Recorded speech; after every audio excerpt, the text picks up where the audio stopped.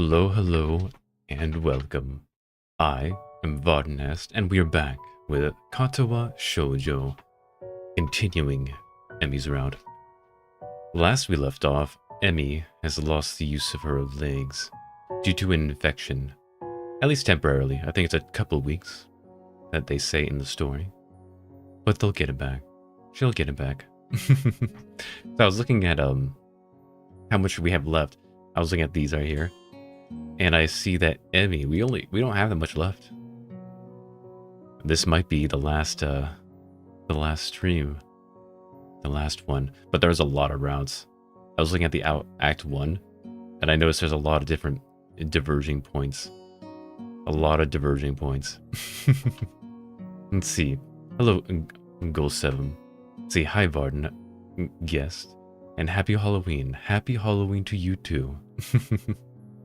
Hoodie. I haven't really celebrated Halloween in a long time. At least not, the right way. I should, though. I should. But yes, this is probably going to be the last stream today for this game. Unless I want to decide to do another route in the future. But I'm not sure if I want to do that. Because I kind of want to play this game on my own. And just do all the routes. I kind of want to do that. So then my first playthrough blind has been going with Emi. But then I think on my own I'm going to try to get the other ones. I see playing Super Animal Royal game. Ooh. I see. Super Animal Royale game. My goodness. But no. It is time. Time to play. Start. Well, no, load. Not start. And see. I was wrong word. I was playing Super Animal Royale. I see. That makes a bit more sense. I was like, huh? I'm not playing that. See. The sunlight breaks through my window shortly before my alarm ruins the morning silence. I feel sore. The events of the previous evening suddenly intrude upon my consciousness, and I find myself blushing. That was an eventful evening, and explains perfectly the soreness in my lower back. The walk back, as I recall, had been rather tense. Fortunately for me, the only person I ran into on my way back was Kenji, and he didn't notice a thing. Well, apart from my being in the general vicinity. Of course, he'd asked how the night went and whether or not I had learned anything of importance. I don't even know if I opened my mouth to answer. I was too tired to care. And this morning, I'll admit that I'm feeling pretty worn out. Still, Emi had promised to meet me at the track, and I'd hate to disappoint. She is indeed waiting for me when I arrive, doing her best to look cheery, despite the fact that she's sitting in a wheelchair. I wave to her and begin stretching. You're early. Emi frowns and shakes her head. Ridiculous. You're late.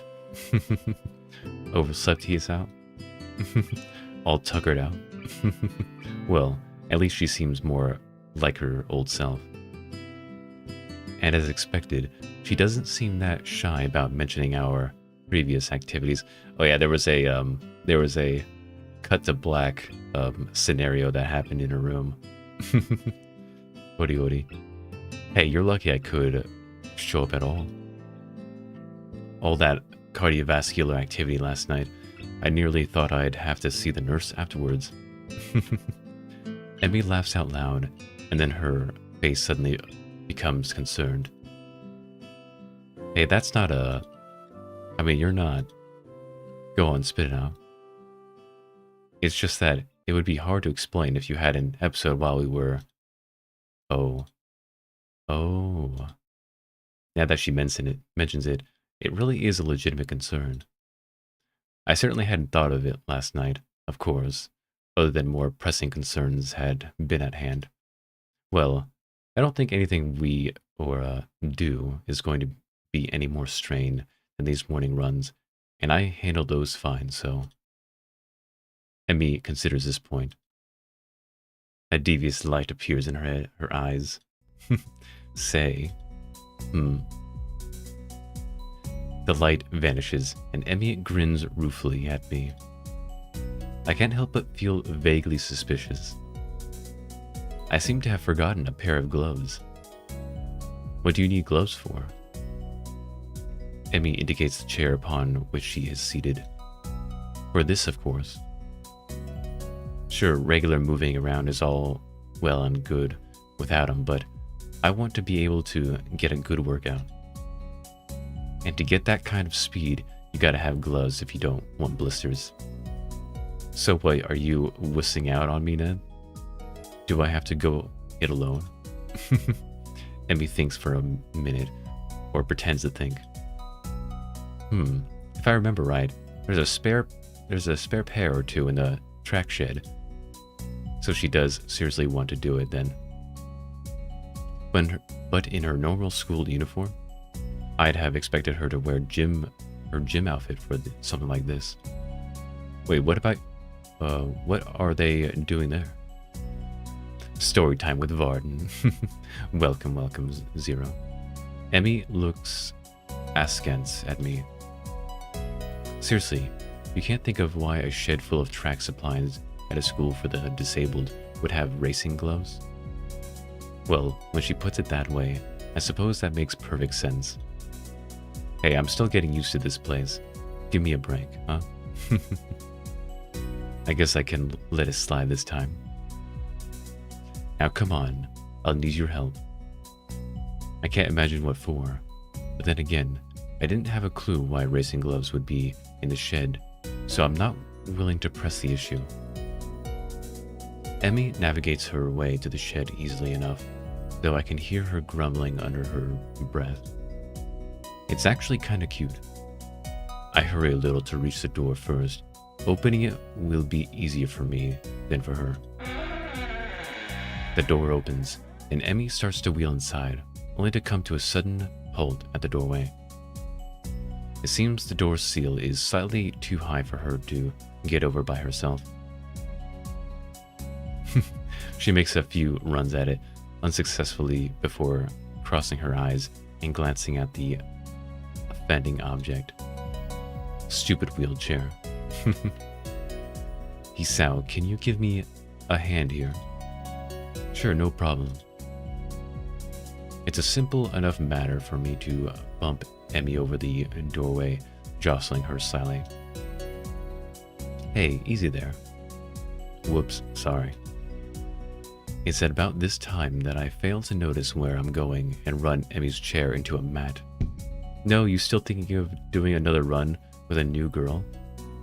Oh, no, I'm thinking it's because of the end of this, I believe. Oh yeah, you want me to do the other runs? Another run? Because I don't know, I kind of just really want to play, you know? I just really want to do the runs. I guess I could, I don't know, because I want to do other games as well at the same time, you know? I'm unsure. Hello, goddess. She gives a startled yelp and topples forward out of her chair. There's a moment of silence as I gaze in horror upon what I've done, and Emi glares at me. Hisao? Yes? Promise me you'll never work at a hospital. Sorry, I didn't mean to. Emi giggles and holds up a hand. Would you kindly help me back into my chair, Hisao? As I bend down to pick up Emi, she grins in triumph and pulls me into a kiss that quickly has us both entirely unconcerned about getting her back into the chair. In fact, as I move to a more comfortable position, I confess that the chair is pushed out the door, which, startled by the passage, swings shut. Oh, another cut to black scene. So far, they've had relations twice. This is the second time. Knock, knock. Who's there? Knock, knock. That's not how the joke goes at all. Knock knock. I already said who's there. More importantly, what time is it? Even more importantly, what day? I am suddenly catapulted into wakefulness by both the fact that the knocking still hasn't stopped and the fact that it's noon on a school day. Now fully awake, I can remember why I was napping. Better not give the excuse to Matao. I wonder how long the knocking is going to continue. Guess I ought to answer the door. I'm strangely unsurprised to see Kenji on the other side, though it appears that Kenji is surprised to see me. What the hell are you doing here, man? Well, I was sleeping. Kenji nods in understanding. Knocked out, I see. I told you to be careful around the Ibarazaki chick, man. This is the sort of thing that happens when you aren't cautious. He makes an attempt to look at the back of my head. Did she hit you with something? Or was it a drug? Stop trying to touch me. Kenji produces a flashlight and shines it in my eyes. You got a concussion? I wasn't knocked out. Maybe you just don't remember. This conversation isn't going anywhere. No, I just had a tiring morning and fell asleep. Whatever, man. If you want to be in denial about this, I guess I can't stop you. But you gotta watch out for the girl, man. She's not safe. What? She's not safe to be around. She's one of their most sinister agents. If you're not careful, there's no telling what could happen. She's brought down stronger men than you, you know. What the hell are you talking about? She's not an agent of anything, and she didn't knock me out, okay? I also highly doubt that she brought down anyone at all. Kenji looks almost offended. I have no idea why. You don't believe me? That's cold, man. Real cold. I'm just trying to look out for you. That's what friends do, you know? We're friends? I had no idea. Then again, I wonder if Kenji knows what being a friend even entails.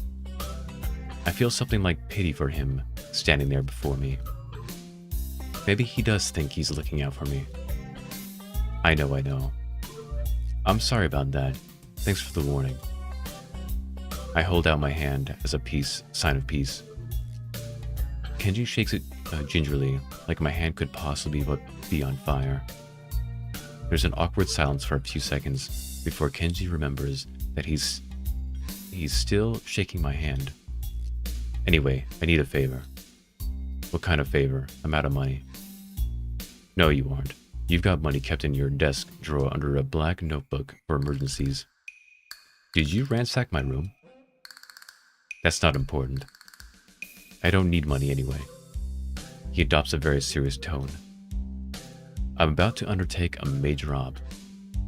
It'll blow the whole conspiracy wide open if I'm right. But it's dangerous, so I need you to do something for me in case I don't come back.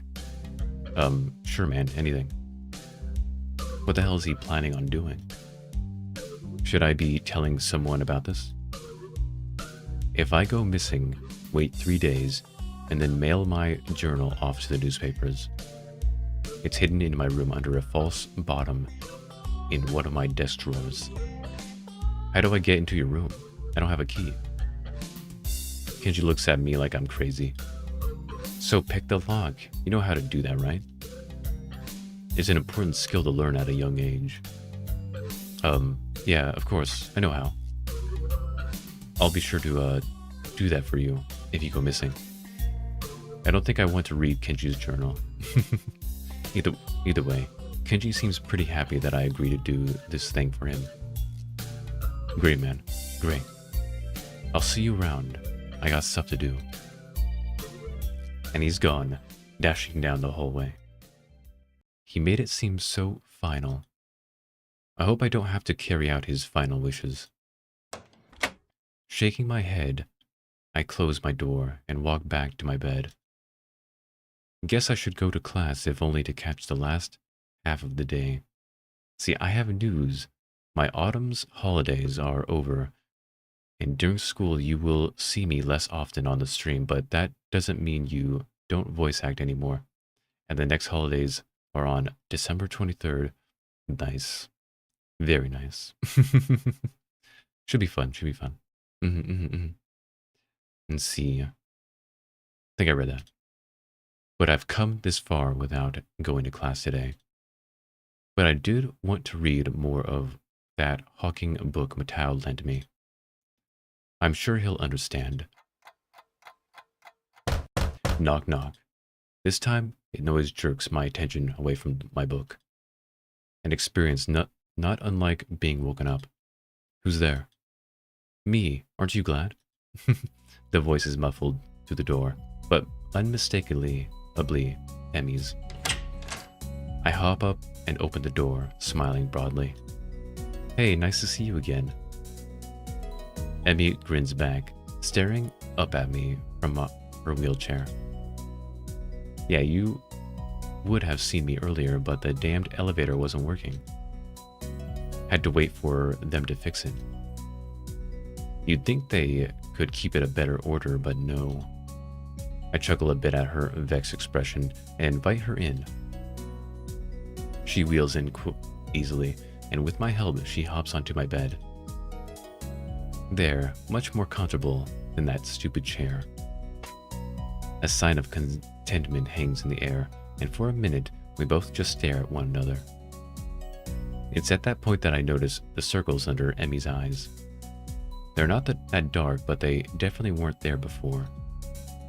Before I can ask about them, Emi fixes me with a mischievous stare. So I couldn't help but notice you weren't at lunch today. In fact, I don't think I saw you at all. What happened, I fell asleep. I actually didn't wake up until lunch, and only then because Kenji woke me up. What had you so tired, Strenuous workout this morning. Subtly uncomfortable too. Emi coughs a half-laughing, half-embarrassed noise. Remind me not to do that again. No problem. It wasn't exactly great for me either, to be honest. We'll just avoid that from now on. Are you, still sore? Emi stares at me in disbelief. What? It's a legitimate question. Of all the questions I never thought I'd be asked, that's one of them. Well, I didn't ever expect to have to ask it, so we're even. Emi laughs at this. I guess so, huh? Well, since you asked, yes, I'm still a little sore. We're never doing that again. No arguments from me, from here. A yawn escapes her, and I raise an eyebrow. Tired? Emi nods sleepily. Haven't slept well? Not sleeping well. I can tell that she didn't mean to tell me this earlier either, because she gives a little start like she's just been caught lying and hastens to add. It's not a big deal though. What's the trouble?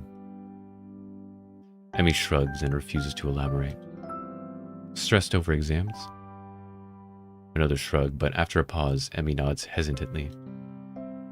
Or yeah, I guess. Actually, that's why I stopped by.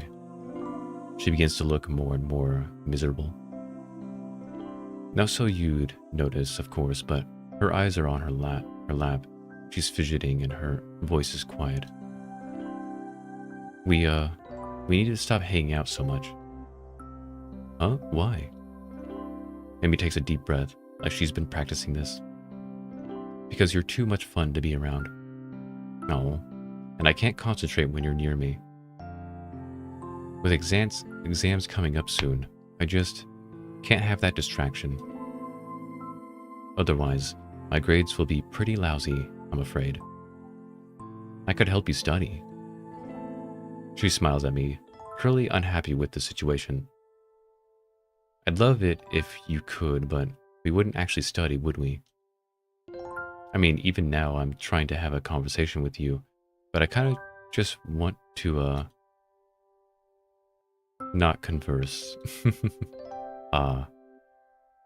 Overwhelmed by my rugged manliness, I understand. That earns me a grin, at least. Emi shakes her head.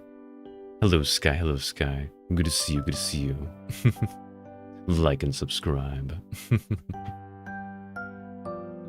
Idiot, you're full of yourself. Well, I am pretty irresistible. More or less, I guess.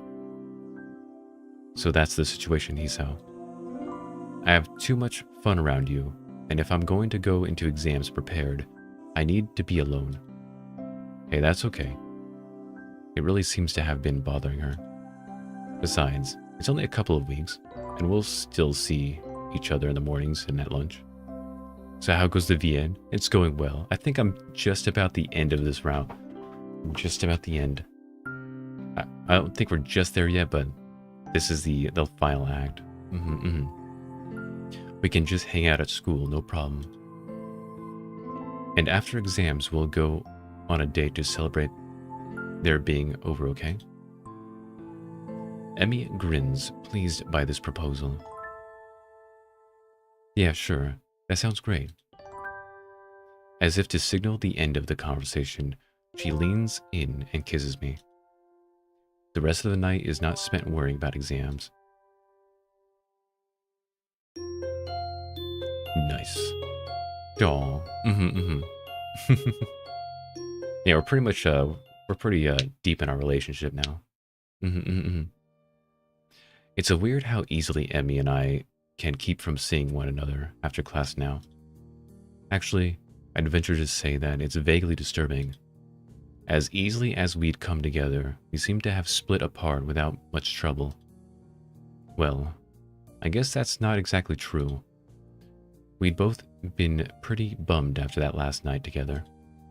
And we get to see each other every morning for our runs, and just our runs, I might add.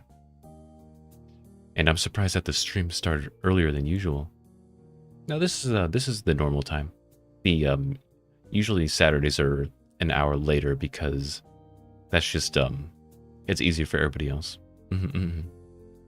Lunch too. I especially enjoy lunchtime with her. Let's see.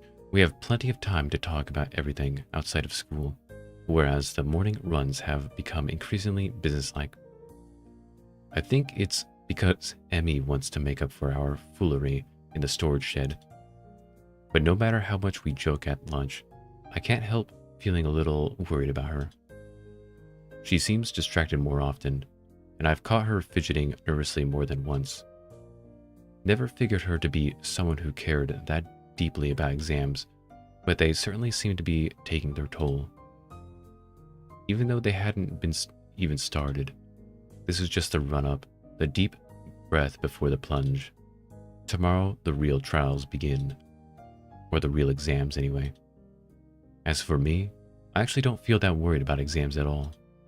I'm not sure why. I mean, they're pretty important. My scores here will determine my odds of getting into a good university. Hell, if I'm too cavalier now, it could spell doom for my academic career. But going into them, I feel confident that I'll come out the other side okay. Mutao thinks I've got the science examination locked up, at any rate. Or as he says, the last thing that should give you trouble is my exam, Hisao. It's way beneath your talents. Oh yeah, I just forgot that today in my country the time changed. Oh yes, I forgot about that. I totally forgot about that. Did it change for everybody? Or does ours change later? It might change a little bit later. I know ours is coming up soon as well. Then again, it is Mutao who's telling me this. His praise of me carries the veiled implication that anything less than perfect from me would be a disappointment, which has actually caused me to fret more than I should about the exam. It's for that reason that I find myself in the library after class, poring over the textbook. Pretty simple things to look over, some formulas of velocity, a few bits about friction. A walk in the park compared to my dreaded English exam. Never was good with languages. As I flip through my notes one more time, my mind begins to wander. After these exams are over, things should get easier. Soon we'll be graduated, then off to college, hopefully. I remember my abortive attempt to find out what Emi plans to do after high school. She avoided the subject pretty deftly, as I recall. Heck, it seems that just about every time I push too hard, she dances around the subject. Or distracts me, though. Through other means. Like a few days ago at lunch, when Rin wasn't around. I've done it. I've startled from my reverie by Yuko's triumphant shout. Gah. Yuko seems mortified at my sudden startling. Oh my god. I'm so sorry, I just got... And I really wasn't... It's just that... As she stutters, I move quickly to calm her down before she gets too agitated. Whoa, hey.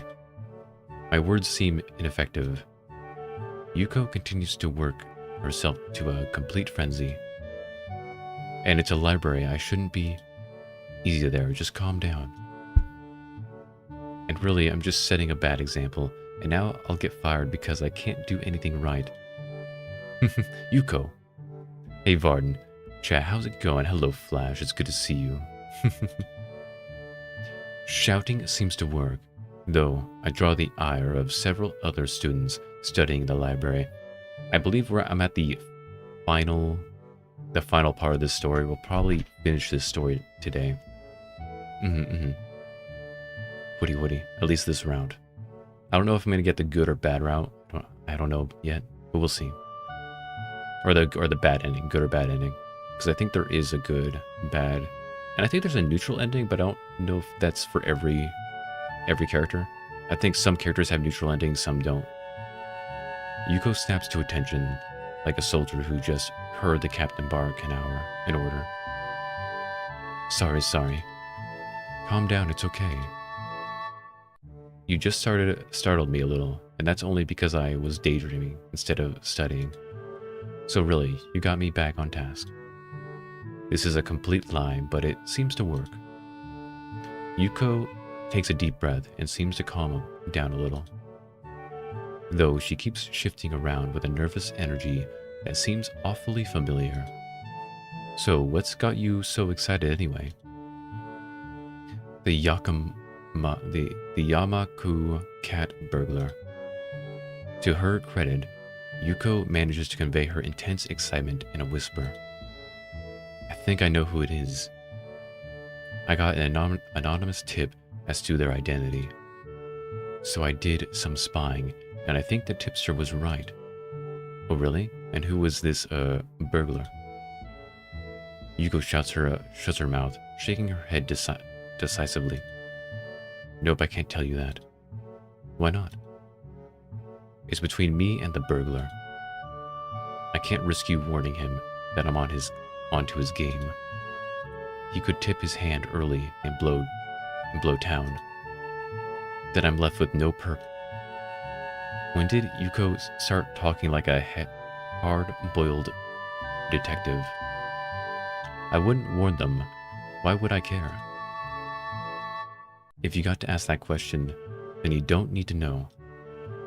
That doesn't make any sense, but okay. Congratulations, I guess. Thanks.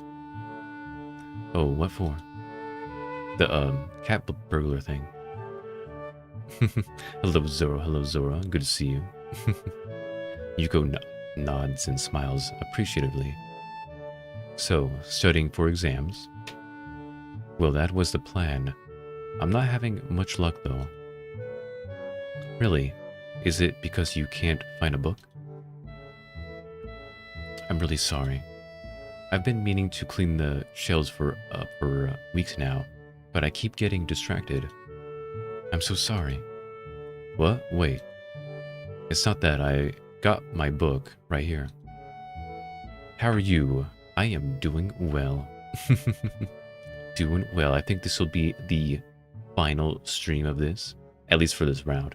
I'm still debating whether I want to continue streaming because I kind of want to just play all the routes like on my own.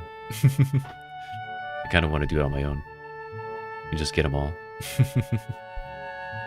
To illustrate the point and hopefully calm Yuko down, I show her the textbook in front of me. My mind just keeps wandering, is all. Is it because of the noise in here?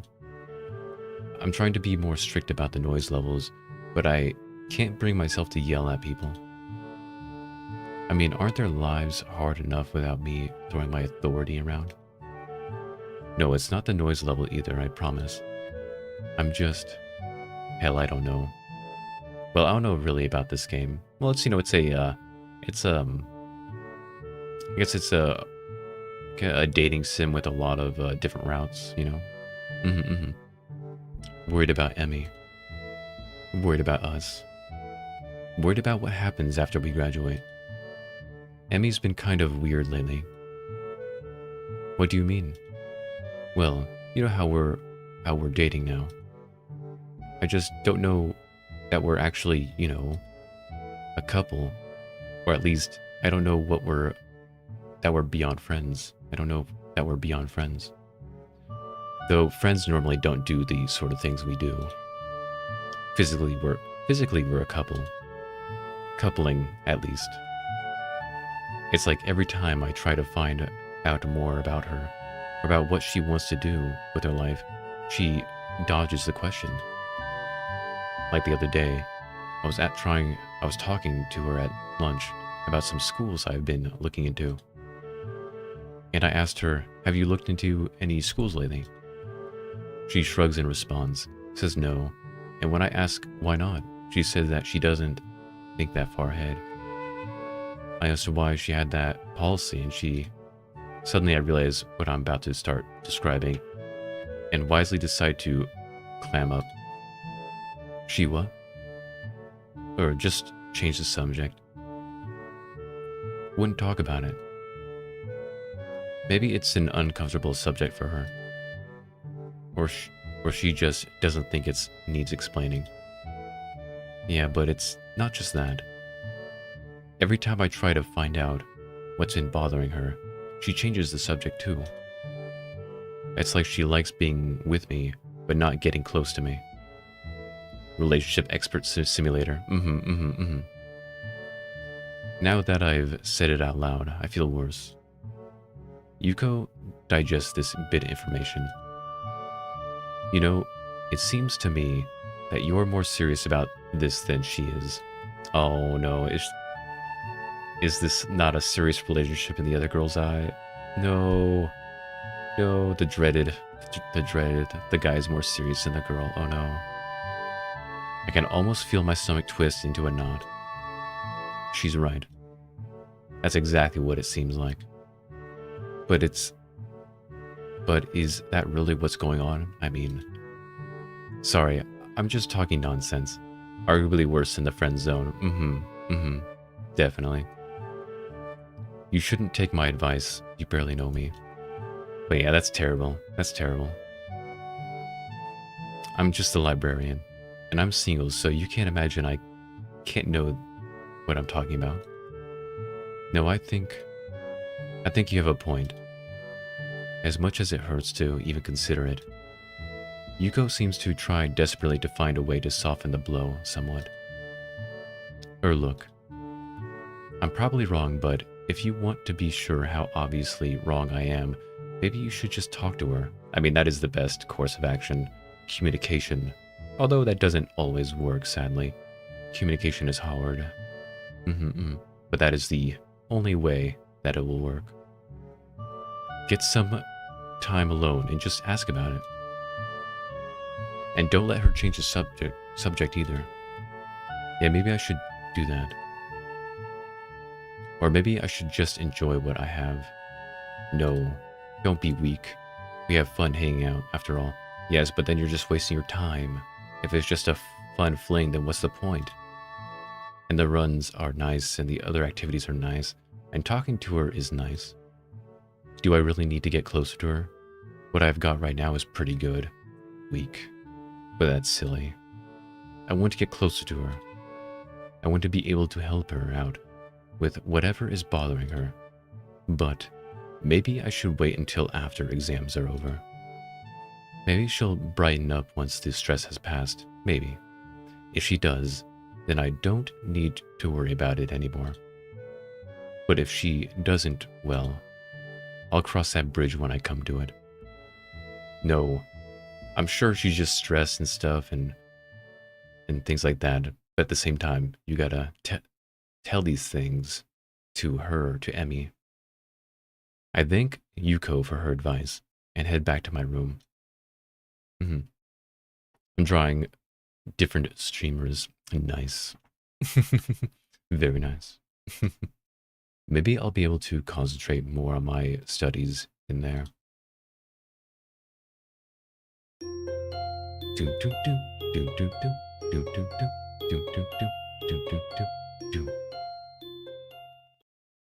And see you. I leave the room after finishing my exam and breathe a sigh of relief. As I hoped, the exams weren't so bad. I managed to breeze through just about everything but the English final. And even that was acceptable. I wonder how Emi did. Next to you. Oh my goodness. Even more so, how she's doing. She looked terrible at lunch today. I mean, she was pretty happy to be out of her wheelchair, but she was so exhausted. Something's been wearing her down, and I'm starting to really doubt that it was just the exams. Should I confront her about this, though? My musing is interrupted by a tap on the shoulder. Hey, Hisao. Got a minute?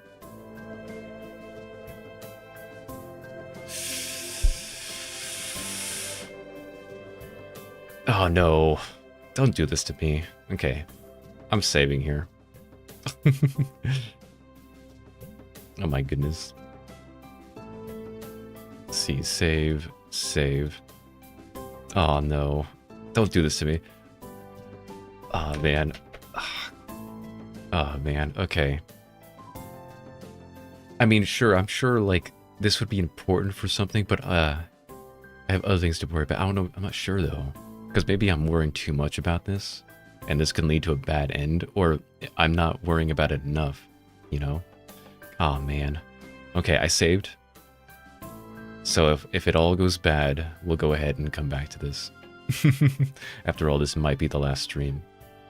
Let's see. Okay. I'm gonna pick... Oh man. No, I have other things to worry about. Shoot. No, I have it saved. It's fine. It's fine. We'll just pick this one. No, I have other things to worry about. Although I do feel like I'm being a jerk about... Yaddy. Okay, we saved. We'll come back. I have a feeling this is what really is going to determine things. Oh, man.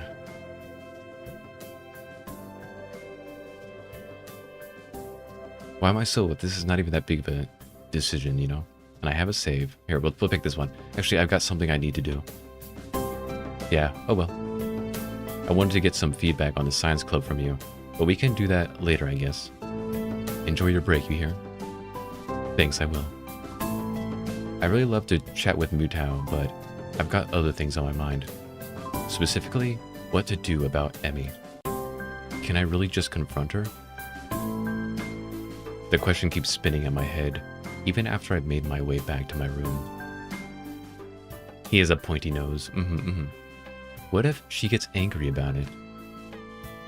Besides, what if it's nothing?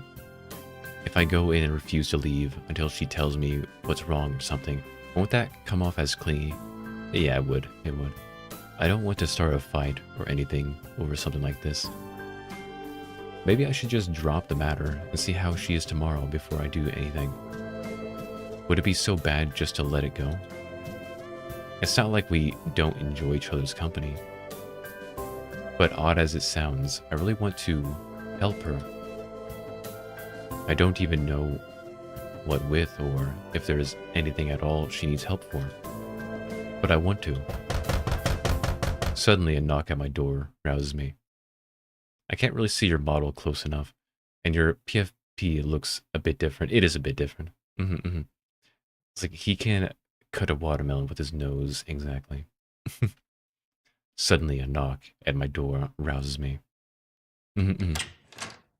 Oh my goodness, it's you. I open to see Kenji. Oh, it's you. It's me. That's it. If you had any idea what I've been through, what I've done, you'd be happier to see me, dude. I mean, that was some epic you may never see me again stuff. And here, you're just acting like I went down to the store for some milk. You're a cold man, Hisao. I really respect that. Thanks, I guess. It's smart to play it safe, you know? Don't show any emotion. Keep your cards close to your chest. Unless it's time to show your cards, or you have bad cards. Then you should fold or collect your winnings. Do you understand? Yeah, that makes perfect sense. I take it the mission went well. Well, awfully noisy of you, isn't it? You can't just go saying things like that. Things are at a delicate stage. One wrong move and bam, the invasion succeeds. I thought you were going to blow the conspiracy wide open. It's bigger than I thought. I need to update my charts. And probably change some of the puppets around. You want to help? I've got whiskey from somewhere. Whoa, I can't see. You can't see. Oh no. How can you not see? See me. You can fill me in on the everything you investigate has turned up. Better not. I, supposed to meet her today. Gotta go do that. Can't raise suspicion. Kenji nods in approval. Still keeping it close to the chest, eh? Okay, man. I respect that. Good luck. Thanks. I'll be back. Well, I can see you. It's just hard drawing you. I understand. It is pretty difficult. I do wish to get an updated, better design model eventually. You know, that's why I'm not too worried about, you know, getting art with this particular look. I mean, the new thing I'm going for, I mean, it looks similar to this, but it's going to be a bit more better detailed. I'm just going to pretend, for the sake of my own sanity, that he's wishing me luck in talking to Emi. And if I squint, that whole card analogy he was talking about works here. Time to lay it all on the table, or see if I can't get Emi to do so, rather. With a sense of something approaching purpose, I head for Emi's room. I really hope this doesn't turn out too bad. I hop up the stairs leading to her room and knock on the door. I'm gonna try and draw it from the PFP. Oh, the profile picture. Who's there? Oh, that's odd. Her voice sounds a little choked. Hey, it's me. I thought I'd stop by. Hisao? Come on in. I reach down to open the door, only to find that it's locked. More and more curious. Your door is locked. Oh, sorry. Give me a minute. In a few minutes, Emi opens the door, grinning. Sorry, I had to put my legs on. I was napping. Despite her grin, there's something definitely off.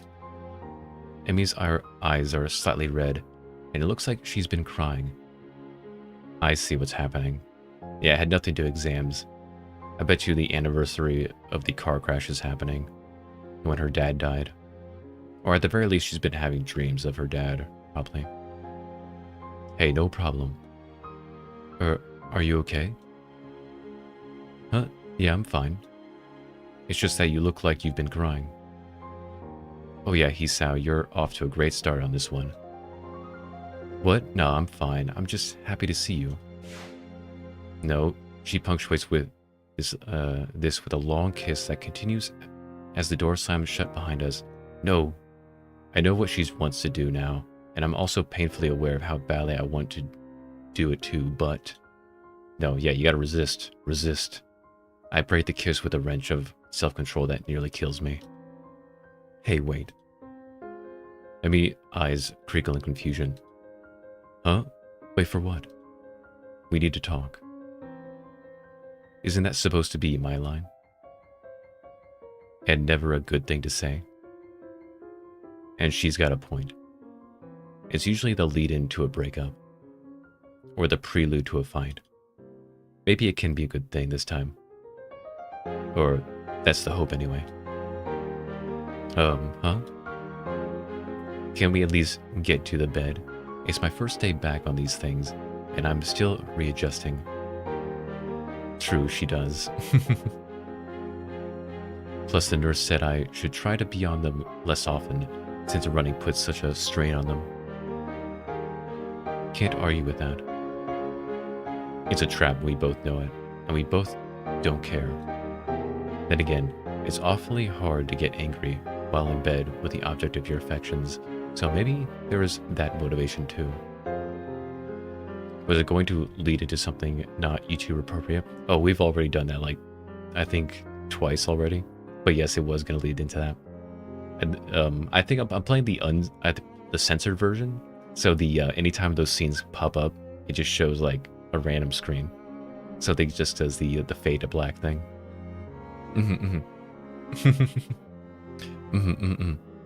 So luckily, we don't have to worry about that. I set Emi's legs by the bedside and sit down next to her, throwing an arm around her shoulders. In silence, we just enjoy being able to be in the position again for a few minutes. Then, of course, I need to ruin it by opening my mouth. Look, I know that you've been having kind of a rough time of it lately, and I want to help you out. I thought it was just exams getting to you, but now I come to your room and you've been crying, and that kills me. But I can't do anything if you won't talk to me about it. I told you I'm fine. Don't stop lying. No, you aren't. It's obvious something's eating at you. You can tell me, you know. There's the slightest increase in tension in Emi's voice. Why is my saying I'm fine not good enough? Because you're not. You're lying.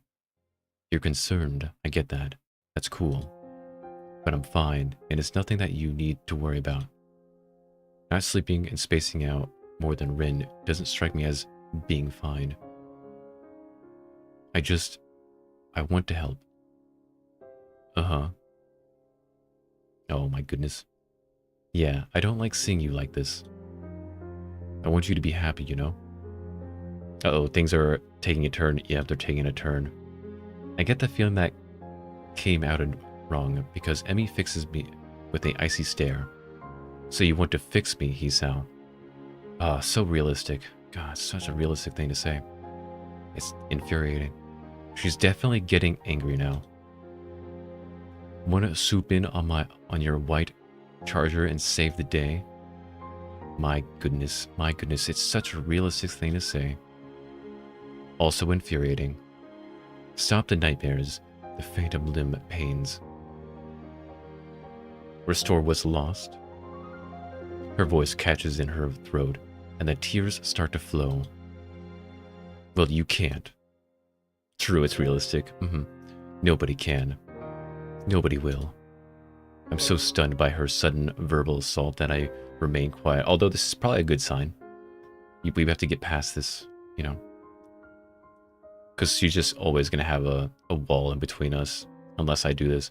So it's kind of a win-win no matter what. Either she doesn't want to open up, and we just, you know, go our separate ways, or she does open up and we can grow closer. So really, it's a win-win situation, if you look at it that way. I'm sure it would still hurt, though, if she decides not to open up, but there's nothing you can do at that point. You did everything you can. It's the classic 50-50. It's alright, it's alright. Neither of us says anything for a while. I'm surprised that Emi tightens her grip on me rather than pushing me away. After a deep breath, she starts talking again. Look, I'm sorry. There's these nightmares about the accident. Oh, the accident. I should have known. It took her legs after all, but it never comes up, of course. It also took her father. Why haven't you put that together yet? Darn it, Hisao, you're such an idiot sometimes. And I usually deal with them fine because I can run. Running clears my head like nothing else. I don't have to worry about anything while I'm running. I just concentrate on breathing, on the rhythm of things. It's easier that way. Life's easier that way. Just keep moving forward, you know? Nothing else matters, just getting around the next curve. And then it's the next curve, and the next, and the next, until I can't go anymore, or think anymore, or do anything but slow down and walk until I catch my breath again. After something like that, nothing else matters. But I've been stuck in that goddamn wheelchair for too long, so no outlet. Today, it just kind of boiled over a little. You could have talked to me about it, you know. You didn't have to go in alone. Emi smiles sadly, like she's trying to explain to a child that all fire burns. Yeah, I did, and I do. But why? Oh, by the way, do you need anything more from me for the collab? No. Everything should be fine. Why do you have to keep going through this alone? Why can't you just trust me enough to let me help you? That smile again. Emi leans in and kisses me on the cheek, an almost motherly gesture. She leaves her mouth close to my ear, so as she confesses this one thing to me. Because he's Zhao, I've already had everything I knew ripped away from me once. It's about her father. Okay, I didn't... Oh yeah, we got everything, we got everything. I don't know what I'd do if it happened again. Okay, now I see. She pauses, as if uncertain as to whether or not she should continue. I can feel a violent churning in my gut. She continues. So I can't rely on you, or the nurse, or anyone else. Just me. That's how it's got to be. Having delivered this short speech, she looks down and covers her mouth with the back of her hand. The conversation is clearly over. I search for something to say, but can't think of anything. Maybe I should go for now. Go for now. I've got stuff. Emi doesn't even look up. She sounds tired or relieved. I can't tell which. Okay, Isao. Go take care of that stuff. I'll see you tomorrow. Probably getting bad end. I don't know. It seems like this is the right direction, but I'm not sure. I get off the bed and head for the door, pausing at the doorway. Hey, Emi. Yeah. A thousand things I want to say. I'm too mixed up to say any of them, though. After her admitting that she'll never let me close, I feel like my world's just been ripped out from me. What happened in that accident? I know she lost her legs, but there's never seemed to bother her. It's her dad. How could you not put that together? What happened there? What scares a girl so badly that she won't accept help, even from someone she loves? I don't know. But I want to know. I want to know so badly that being denied that answer feels like a knife in my guts. Hisao, you were saying? I'm still standing in the doorway. Nothing. Never mind. Yeah, she lost her dad. It's so obvious. How can you not put two and two together? Like, so, it's been referenced so many times. And I'm closing the door and walking down the hallway, down the stairs, out the door. I don't know, maybe this is not the end. This is just the low point. There's just a low point. It's going to go back up into the dark. Somehow I wander back to my own room. My brains are doing a mile a minute, going nowhere fast. I can't figure out how to deal with this. I thought that moving forward was a good thing. Dwelling less on the past that I can't change, living in the present and looking at the future. After this thing with Emi, I'm not sure anymore. I mean, it wasn't that bad. It's definitely salvageable. She was saying the truth.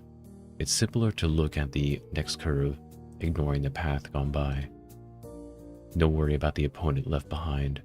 No care for the spectators on the sidelines.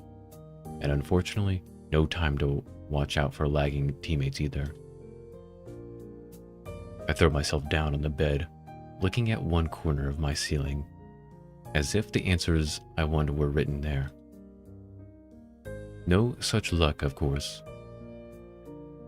She's literally running away from something, but have I not been doing the same thing, trying my best to forget about my hospitalization? I'm getting better, but my health isn't going to magically fix itself. Emi has 2 legs instead of a heart to deal with, but those aren't going to magically fix themselves either. Maybe this is just as fixed as the both of us can get. It's obviously about her dad, come on. The room becomes darker and darker until I can't really tell I'm looking at a corner anymore. The morning comes too soon, as the heels of a sleepless night. Is this how Emi's been spending her nights? Staring at the wall or ceiling, trying to stop thinking about whatever it is. Her, in my case. That clenched feeling in my gut is still there. I can't rely on you. Words spoken so casually. Almost like she was teasing me or chastising me for suggesting that the earth is flat. That's how it's got to be. The way it's got to be sucks. I'm feeling so miserable that I very nearly decide to skip the run. That would be stupid though. It's not something I should do just to see her. Sure, that was the original reason, but it's something more now. I started to enjoy the running itself.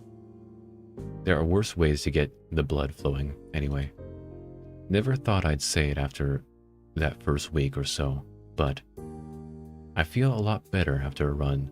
Like no matter what else I do today, I've at least done that one thing.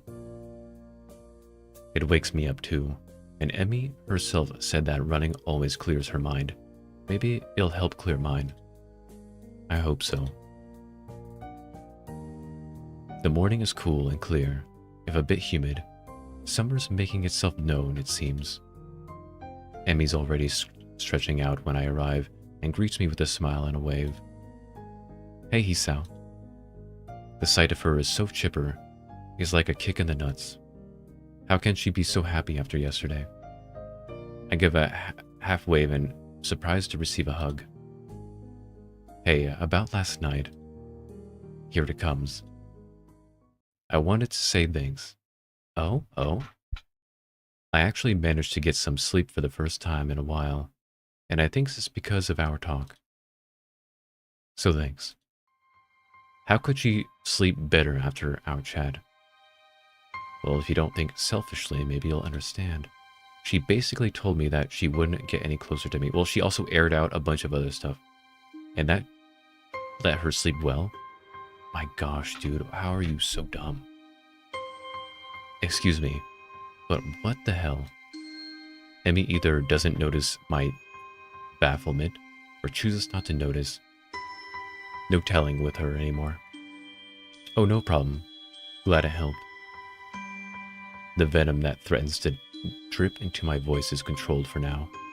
But I think I'd better start running now before I do anything stupid. I mean, you're just an idiot. Peace out. You're just really dumb. Emi seems equally willing to get started, and before long, we're darting around the track. I can tell she feels more relaxed. Her running has gone back to the more graceful movements I remember from when I first watched her. It's a stark contrast to the almost brutal way she's been hurling herself around the track these past few days. Our talk really does seem to have helped her. A pity it couldn't help me. I get into the rhythm of the running, thinking back to when I couldn't afford thinking about anything else but keeping my breathing steady and legs moving. Guess those days are gone. At least for the first couple of laps. Annoyed at the lack of success I'm having with clearing my head, I increase the pace. Ooh, a heart attack. There's the burning sensation in my legs, the breaths coming ragged in my chest, the pounding of my heart, which I need to be careful about. But it does seem to have gotten stronger. I can feel it pumping blood through my veins. The sound thrums in my ears. But instead of being panicked as I was that day in the snow, I'm instead filled with elation. Yes, it's working. My heart, the fatal flaw that landed me here, has improved. I'm able to keep going now. Maybe one day I'll be able to stop worrying as much. Right now, it doesn't matter that I have no idea what to do about Emi or me.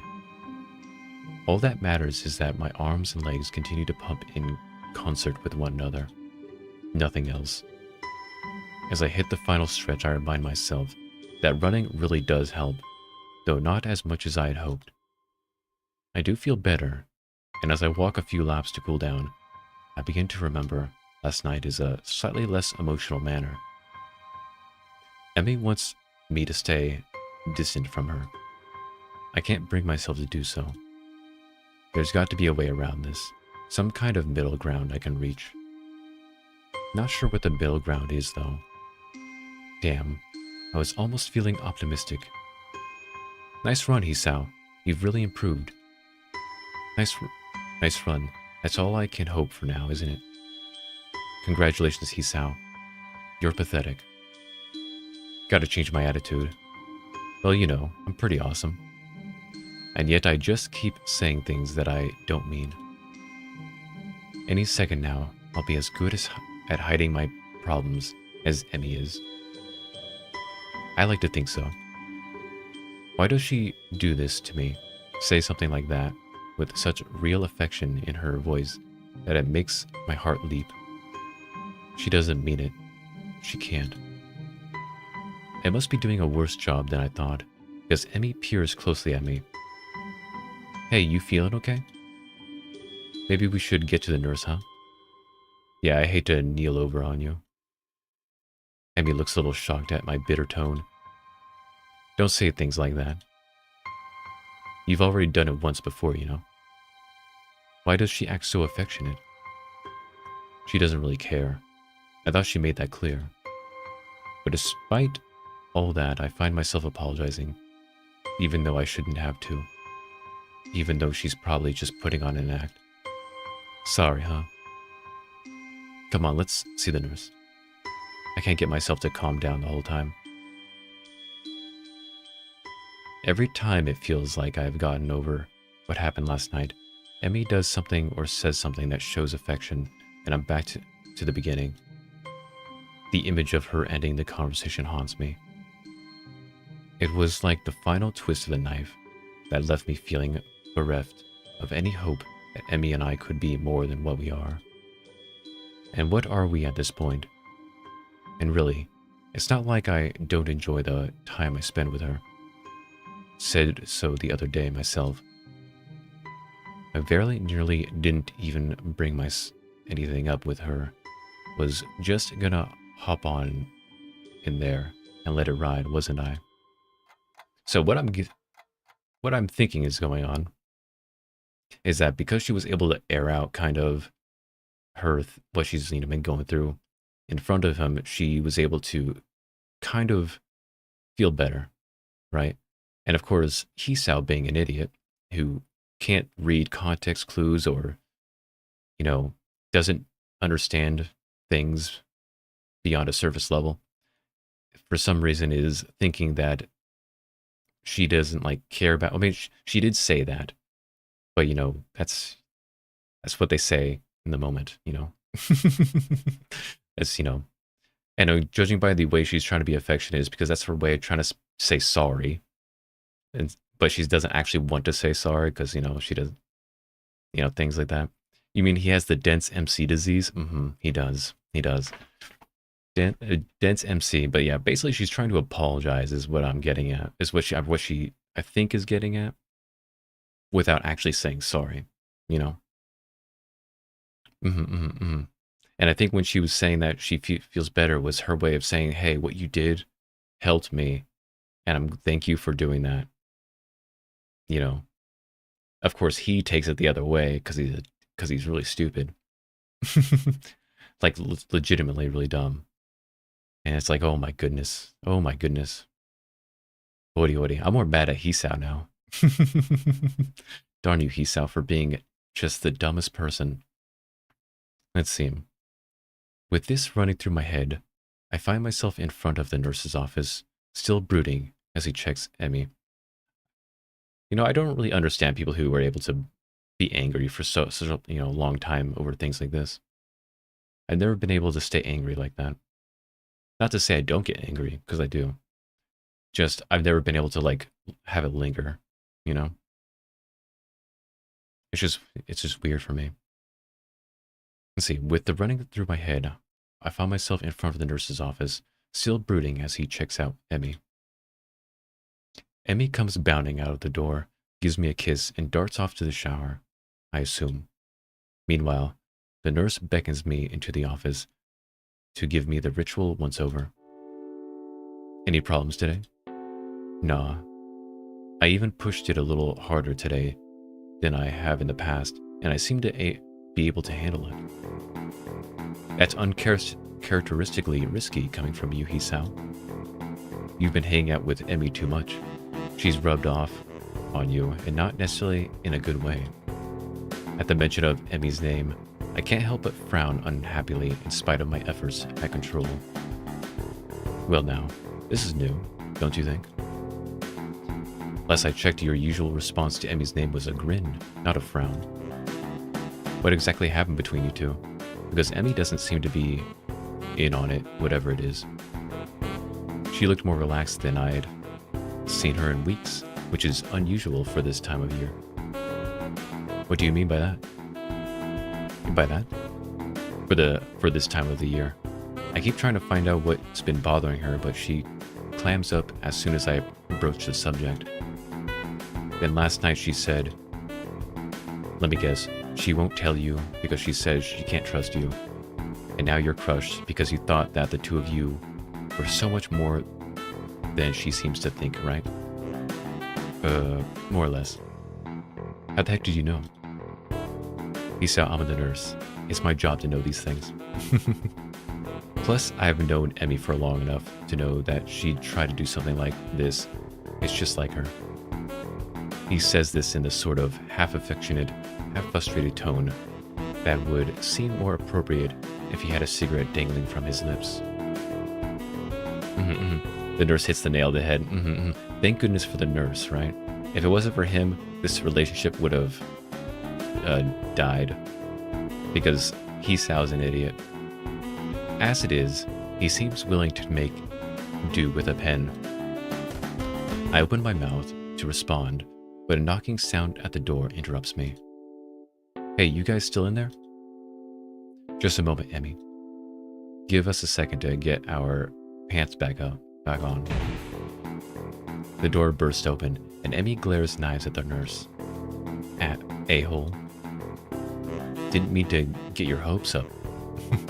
Hey, can we leave me out of this? Anyway, what's up, Emi? Forgot something? I try to take a more cheerful tone with her. No need to upset her. Two can play the everything's fine game. Oh my god, he's hell. Actually, I forgot to ask you something. Oh, what's that? Do you want to come with me on a trip to my house? My mom's making dinner, and I thought you might want to join us. Well, of course I accept. Emi punches the nurse in the arm playfully. Not you, idiot. You were over last week. I was talking to Hisao. Oh, how interesting. Meeting the parent. I love to go, Emi. Thanks. The nurse raises an eyebrow, but says nothing. Great, I'll be in my room. Swing by after you shower and change it to something clean, and we'll grab the bus. Sounds good. I'll see you in a bit. This time, it's me who leans in for a quick kiss before darting off to my room. My gosh, Hisao, why do you gotta be So stupid. Why do you gotta be so dumb? I mean, the good news is we're probably getting the good ending, because I already see what's happening. It's pretty obvious. What an interesting development. Maybe we're getting closer after all. Maybe Emmy's finally ready to open up a little. Yes, you're on the right track. Thank goodness. Or maybe she's just being polite. No, you don't invite, partners over to your parents' house if they're not serious. And a free meal seems like a good way to apologize for last night. Great. Now I can't decide whether to be excited, nervous, or depressed. I settle for a combination of all three and hop in the shower. Okay, so Hisao has another brain cell meeting another brain cell. So he's at least getting somewhere. I don't think I like riding on buses. Actually, I think I'm pretty comfortable saying that as a fact. They sway a lot, and they smell funny, and you can feel every bump in the road. I'm really not looking forward to this. Can Hisao gain one brain cell more? I hope so. I just hope so. Plus, Emi's legs keep making a clanking noise that draws the attention of everyone else on the bus. She's in shorts again, and she's got long socks drawn up on her prosthetics so they don't look so obviously fake again. But that doesn't stop the odd look or two every time her legs bump together with an audible clunk. I shift nervously in my seat, and Emi raises an eyebrow questioningly. She doesn't seem to mind the stares, either that or she doesn't even notice that people are staring. I'm sure she's gotten her fill of odd looks before, after a certain amount of time. I doubt she'd notice anymore. Not that she'd ever tell me if I asked. Another fact is, I'm not just uncomfortable about the bus. I can't seem to come to terms with the fact that Emi appears to be trying to bring me closer, while at the same time pushing me away. Oh my gosh. Hello goddess, hello goddess. I'm just really, Hisao's just being really dumb. Really dumb. He can't think past certain points. Yada. He can't put two and two together. He's missing his third brain cell. Meeting the parents is a big deal, right? It's like he's almost there. He's almost there. Not that I haven't already met Emi's mother, but that was just an acquaintance. Now it's going to be as Emi's boyfriend, with everything that implies. I can feel my heart pounding in my chest, an echo of that snow-covered afternoon that feels like it was so long ago that it might as well be another life entirely. Except then, I didn't know what was going on. I also didn't have medication to help prevent things spiraling out of control. I've come a long way in terms of physical health, and for a second time today, I feel like I'll be able to live normally now, or at least as normally as possible. Now, if only I could manage my relationship as well as I manage my heart, I'll be in great shape. I mean, you're on the right track. Everything's going well for you. The only thing that can stop you is you. Just know that. You're the reason this will probably fail. Because everything's going your way. You just don't know it. Well, we're here. Emi grabs my hand as soon as we've stepped off the bus. She starts heading back down the street almost immediately. Come on, we've got a couple of blocks until my place. What? Oh, okay. I follow Emi down the street, watching her confident stride. She's setting kind of a quick pace for just a walk. I guess she's anxious to get there. So does your mom do the sort of thing often? No, not too frequently. Mom's never been much for playing hostess. Oh yeah. Yeah, my dad was always the one pushing her to have people over. This sudden and unprompted reference to her father catches me off guard.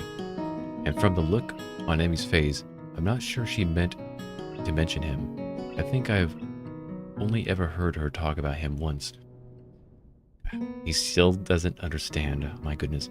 All I remember is that Emi's mom told me that he wasn't around anymore. Oh, your mom prefers solitude?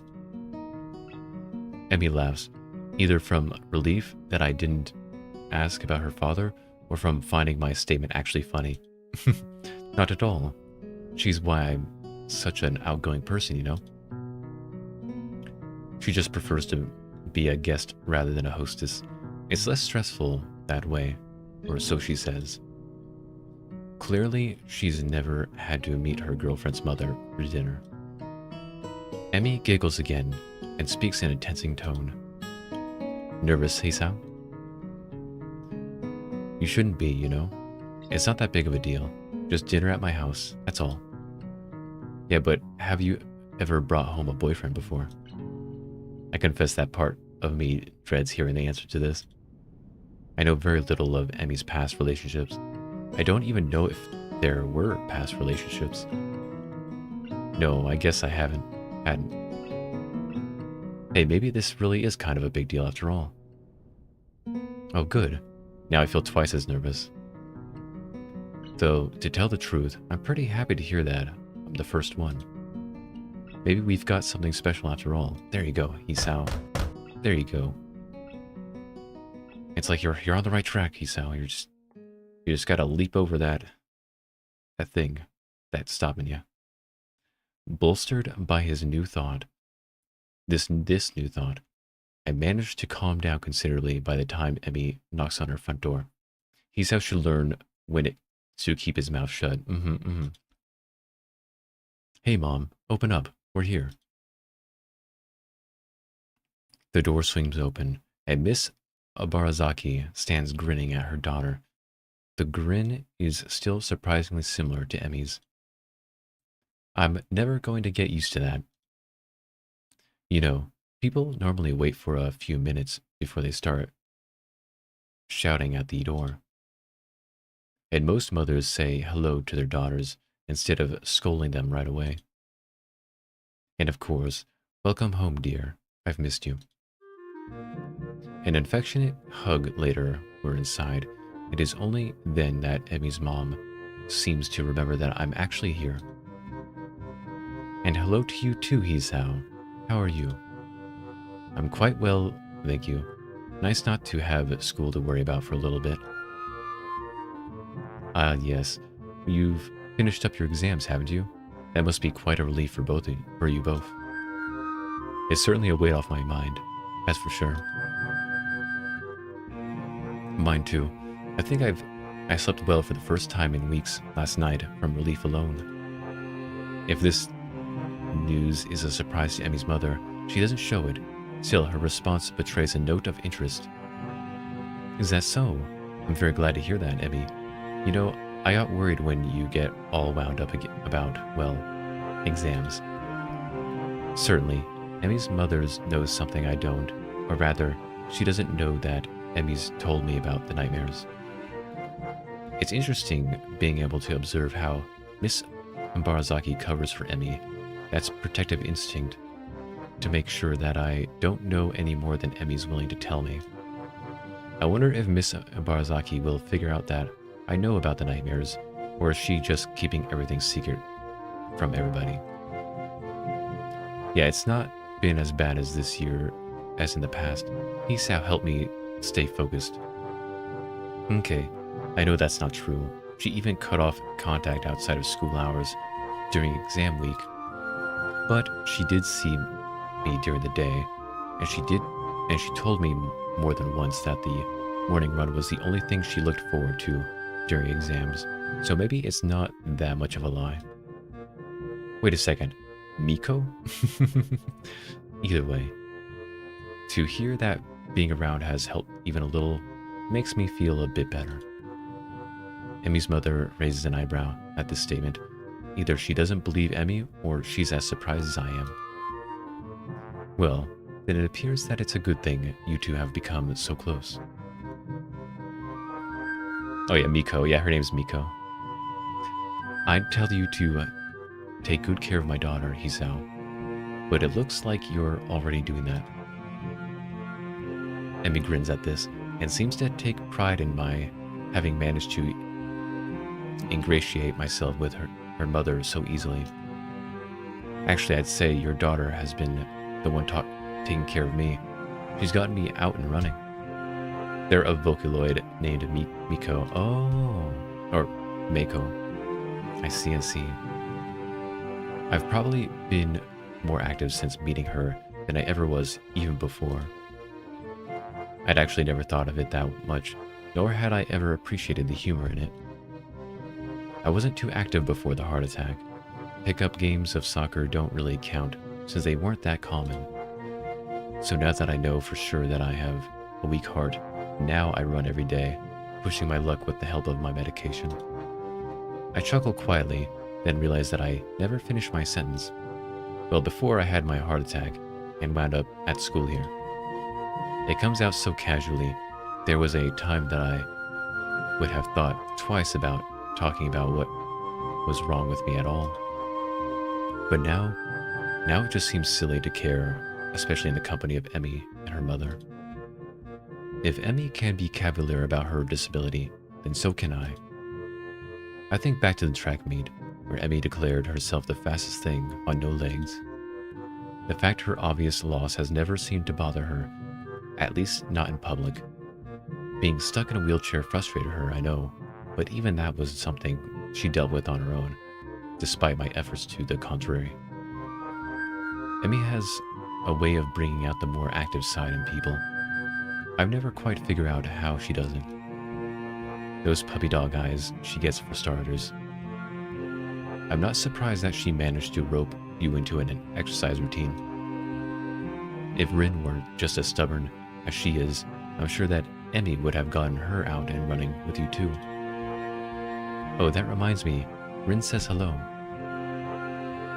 I drift to the outer edges of the conversation again as we move into the dining room to eat. It smells delicious in here, and the spread that Emi's mom has produced is impressive. Whoa, you've made enough to feed an army in here. Is it too much? Well, you can always take some leftovers with you when you go. That sounds great. I can only handle cafeteria food for so long. Something home-cooked would be a welcome change of pace. What he said, thanks, Mom. The food tastes as good as it smells, and there's a lull in the conversation while we all dig in. Emi assaults her plate with the usual amount of gusto, and I will admit that I set a pretty fast pace myself. So Hisao, I hear that you and my daughter here have gotten rather close, The urge to say something like not really is so strong that I open my mouth to say it, but then reassert control. We are close, there's no getting around it. I mean, Emi's brought me here, hasn't she?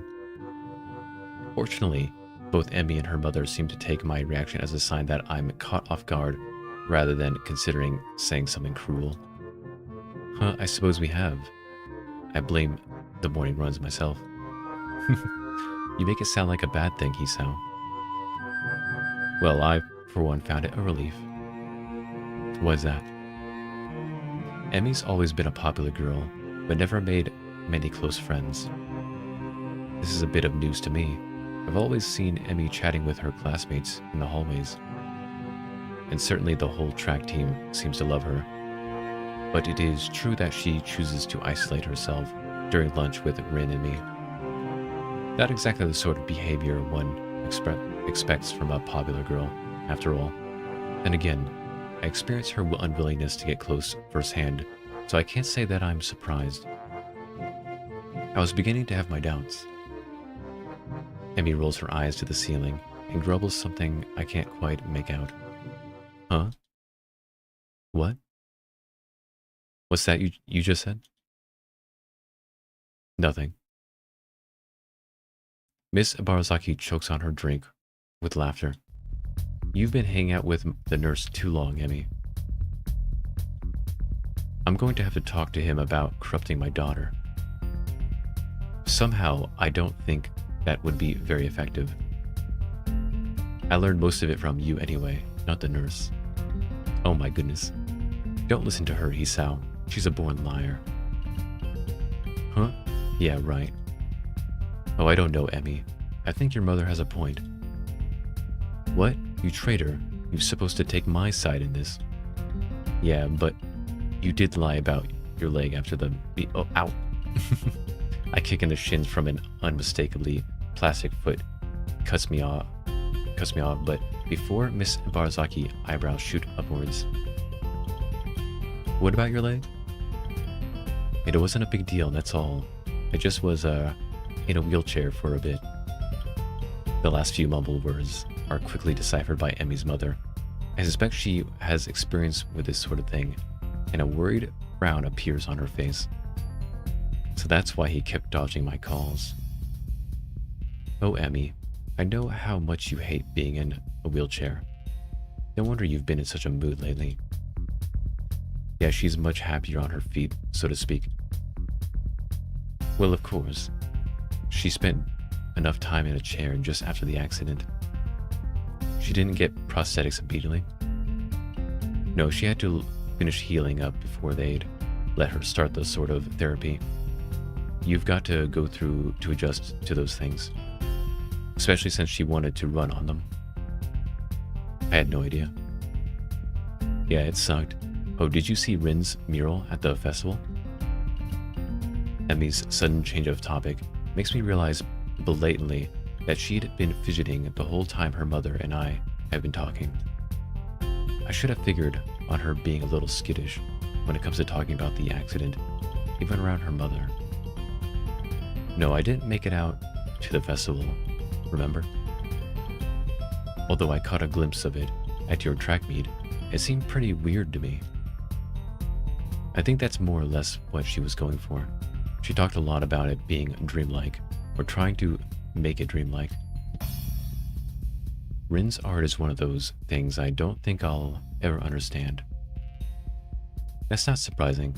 I don't think Rin expects to be understood. She told me once that art allows people to understand stuff they wouldn't understand otherwise, but all the same, she doesn't think it actually works that way. I'm surprised that Emi's talked about this with Rin extensively, though, to actually have Rin's opinion, such as it is.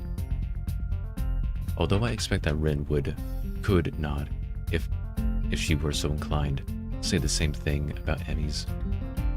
Unless, of course, Emi is purposely keeping me in the dark about everything, which is likely but unpleasant to think about. I drift down this unpleasant train of thought for a while, losing track of the conversation. Hey Emi, I've been meaning to ask. Are you going to visit your father this year? From the way she says it, you'd think Emi's mother was talking about the weather. From the way Emi reacts, it's clearly not the weather they're talking about. She flinches a slight jerk of the head backwards, as if she's just been slapped in the face. Can we talk about this later? Her voice sounds a brittle, strained. It looks as if she's been severely shaken by the question. It seems that Miss Abarazaki misjudged just how close Emi and I are. Some things, it seems, are best not conversed about with me around. Her father is one of those things. The accident that took her legs is probably another one of those things. If her reaction to the earlier conversation between her mother and myself is any indication. It doesn't take Emi's mother long enough to realize she's screwed up. Of course we can, dear. I'm sorry to bring it up. I just wanted to ask so I could make plans. It's fine. Don't worry about it. Emi fidgets nervously, as if embarrassed by her own reaction. I confess that her reaction is confusing. She only just mentioned her father to me earlier today, less than a few hours ago even. Why does a simple question about when she'll visit her father cause such a strong reaction? Because he's dead. He's dead. Unless whatever serenity she claimed to have reached by means of our talk the previous evening has suddenly evaporated. Or it didn't help as much as she thought or claimed. I'll, be right back. Gotta visit the little girl's room. Emi gets up suddenly and leaves the table, leaving me and Miss Barazagi alone. I'm a little conflicted. Should I go after her, or should I stay here? It's obvious that Emi's departure was not based on the call of nature, Something's bothering her, and I have to know what it is. The only way to find out is to go to the source, and the source is currently pretending that she has to use the toilet. I excuse myself politely from the table and head that way, only to catch sight of Emi not in the bathroom, but in the kitchen, just next to the living room. Emi's left the door open. As I approach, I can see that she's holding onto the table in an attempt to compose herself, an effort that fails as soon as I open my mouth. Doesn't look like nature's call was that urgent. Emi jumps and glares at me. What are you doing here? I didn't come here to be with other people. I just wanted to help you. You looked pretty rattled. I said it was nothing, didn't I? And besides, I thought we had established that you can't help me. No, you've established that you're stubborn. Look who's talking, the guy who followed me. This is different. I want to help you with whatever this is. Funny, because I just want you to leave me alone. But why? Why can't you just trust me? We've been over this already, Hisao, and I've got to deal with this stuff on my own. I won't accept that. You need my help. You just won't take it. My wording seems to have been a little off. Oh boy, Hisao's getting stuck his foot in the mouth and down his throat. Yep, he's making this whole thing worse. There was definitely a way you could have, still gone into this room, talked to her, and stuff, but no, he decided, I'm just gonna go and make everything worse. I need your help. Well, it's a good thing we met, isn't it? Because otherwise, I guess I'd just be a broken human being, wouldn't I? No, it's a damn good thing that Hisao came along to save the day, isn't it? Because God knows I can't save myself, can I? This is straight out of a romance novel. I'm just the poor, emotionally damaged girl with no legs, right? He could have acted a bit more mature. Emi, I don't think that. Really? Because if you thought differently, then I don't think you'd be here saying I need your help. I've gotten pretty far in life as a normal person, normal human being without you. So what, nothing you've shared was important? I'm just the guy who hangs out with you? You're my boyfriend, Hisao, not my savior. Well, no, that much is obvious. You won't even consider that I could be a help to you, will you? You'll just bottle it all up and hope that our run will solve your problems. Or you'll come visit me and we'll fool around until you feel better. That's not being a healthy human being, Emi. That's not what a relationship means. Well, it's what it means to me right now, Hisao. I wish... She seems to reconsider her words just then. A flicker of pain, of doubt on her face. For a moment, I think she's about to cry. But the moment passes, and now she's composed herself again. Whatever that wish was will have to go unspoken. Look, I can't do this right now. What, have a serious conversation? Be open, be honest, give a damn about anyone besides yourself and your problems? Oh, Hisao, man, don't. That was not... You were... Like, you somehow managed to get into a good position, but then you just screwed it up. What do you know about my problems? Nothing. You don't know what I've been through, so don't pretend that you do. I know you have nightmares. I know your father's gone. What happened to him? Oh my gosh, put it together. He died. Emi's head jerks backwards as if I've just slapped her. That brittle quality has gotten back into her voice. That's enough. This is stupid. This whole conversation has just been variations on Emi stonewalling me. Hisao, I know. Oh man, what a dumb. What, you won't even answer that question? Oh god, Hisao, it's so obvious. Oh man, I put 2 and 2 together, like the first hint. The very first hint. Oh my god. Fine, keep your secrets. They can lie in the... God. Lie in the grave. Damn. That is not the best choice of words. Oh man. Oh man, it's so bad I can barely read it. Oh man, okay. They can lie in the grave as far as I'm concerned. Oh man. Ooh, oh man. Whoa. Oh man. Jeez.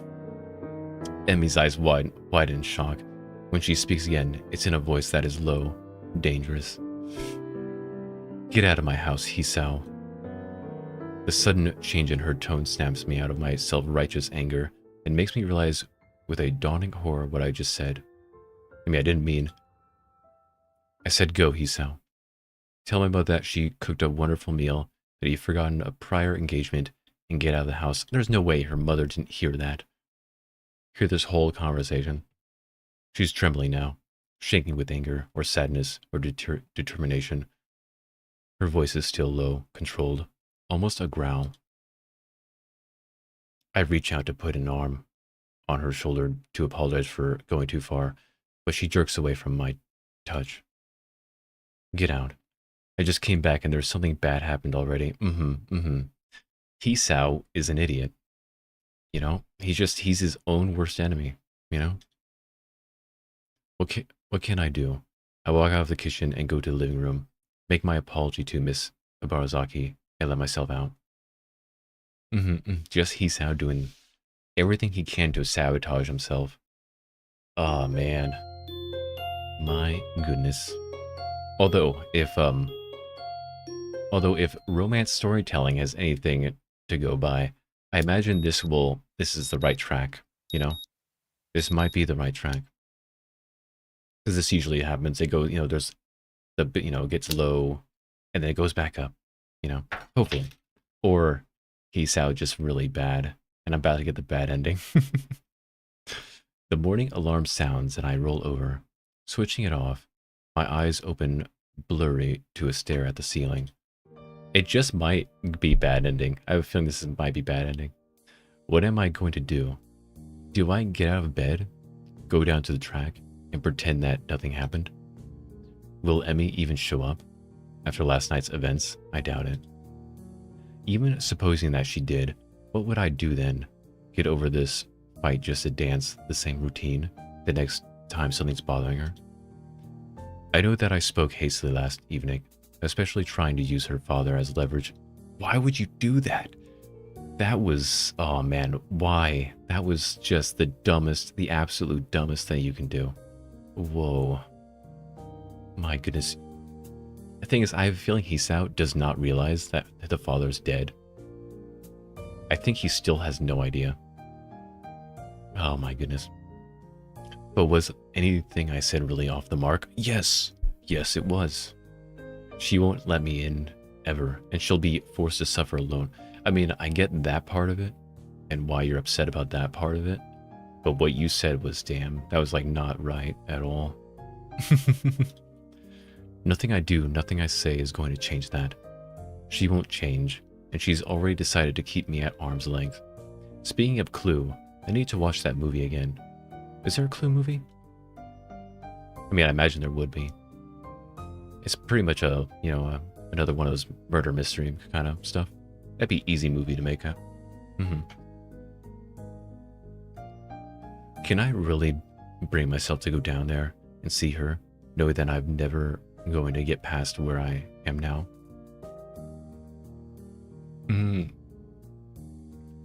No, I decide I really can't. Not today. I roll over and go back to sleep. No! Hisao. Why? Why do I hate you so much? Hisao. Why do I hate you so much? She probably won't be there anyway. It has several different endings with theaters having them randomize films and reels. Oh, really? I did not know that. A similar mental... So each one had a different killer. Oh, that's interesting. I did not know they did that.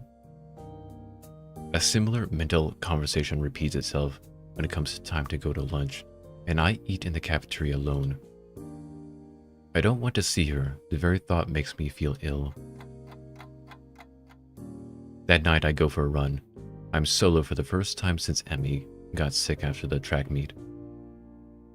So people were talking about it and giving conflicting accounts of the killer. That's pretty cool. That's pretty cool that they did that. skip seeing the nurse just in case he asked about Emi. I don't want to talk about her either. The next day I do the same thing. Alarm off, stay in bed, eat alone, run alone. I got the bad ending, didn't I? To fill the time that I would usually be spending with Emi, I start reading more. It works surprisingly well until I find myself ducking into a restroom because I see her walking down the hall in between classes. If she noticed me, she didn't show it, even though I don't suppose she ever shows anything. You know, I definitely think this is the bad ending, because he sounds being a complete idiot. Certainly not to the girls from her class. I see talking cheerfully to her, or to her fellow track members, especially not to me. Alarm off, stay in bed. Mutao and I have a lengthy talk about the possibility that string theory is plausible. I don't buy it myself. More than 4 dimensions, I can buy, but a bunch of vibrating strings at the subatomic level, that's asking a bit much. Looks like I'm not the only one to think that way too. Apparently it's not really as strong a theory as it once was. Mutao says that's just because nobody has found the right way of looking at the data yet. Eat alone. The rooftop is deserted today. I briefly wonder where Emi and Rin are, but shrug off the question. The important thing is that they aren't here, so I won't have to talk to them. Since I have nobody to talk to, I bring a book with me to read. The weather's nicer if getting a little hot. Hopefully it will be cooler in the evening. A cool breeze seems to back up my theory. Yeah, the fact that this is still going, yeah, this is bad ending, run alone. It is in fact cooler at the track. No sign of Emi, which is exactly the sort of thing I'm going for. I stretch out and start on my usual run, trying hard to ignore the lack of running partner in front of me. Finding my thoughts drifting damningly to that girlish laugh, incorrigible grin, those wide and friendly eyes, her incredibly toned body. I increase the pace to clear my head, chew up the distance between me and the turns, find the speed that makes me think only of my legs and how much they burn. I glance at my watch and I round the final turn, noting that my time's gotten faster. Heart attack. No, my heart seems a little squirrely tonight, so I give myself a few extra cool-down laps just to be safe. No reason to bring this to the nurse's attention. I'll be fine. A rather Emi-ish thought to have, I'll admit. He's gonna die. Actually, that wouldn't be a bad way. I think I'd prefer that for him. I have to hope that eventually I'll stop thinking about her so much. I finished another book before going to bed that night. I'll have to stop by the library tomorrow.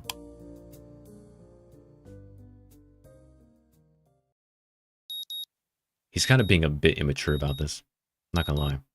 I don't know why I keep the early alarm on anymore, but it wakes me up the next morning, just the same. I still turn it off and go back to sleep. The afternoon, as I get ready to head to the cafeteria for another solo lunch, I've got a new book about a couple of conmen in ancient Persia that I'm pretty excited about reading. I am suddenly cornered by Misha and... I guess just Misha. Off to eat alone again, Hichan? We've noticed, you know. Shichan and I noticed that you've been spending more time alone. She wanted me to find out why, so I told her I'd ask you. I was surprised she didn't ask me herself. She would have, but she wanted to get a head start on some paperwork. There's a lot of it since we're coming up on the end of the term, you know? Why the sudden interest in my well-being, anyway? Shichan said it is the duty of the student council to keep track of the emotional health of its students. To allow a constant to spiral into depression unchecked would be an unforgivable failure in the council's duties. Well, that's easy then. I am not depressed. But you're eating alone, and nobody seen you and Emi together at all. Something happened, didn't it, Ishan? Isha's voice takes on a slightly sterner tone, though somehow she keeps the familiar lit at the end of her sentences.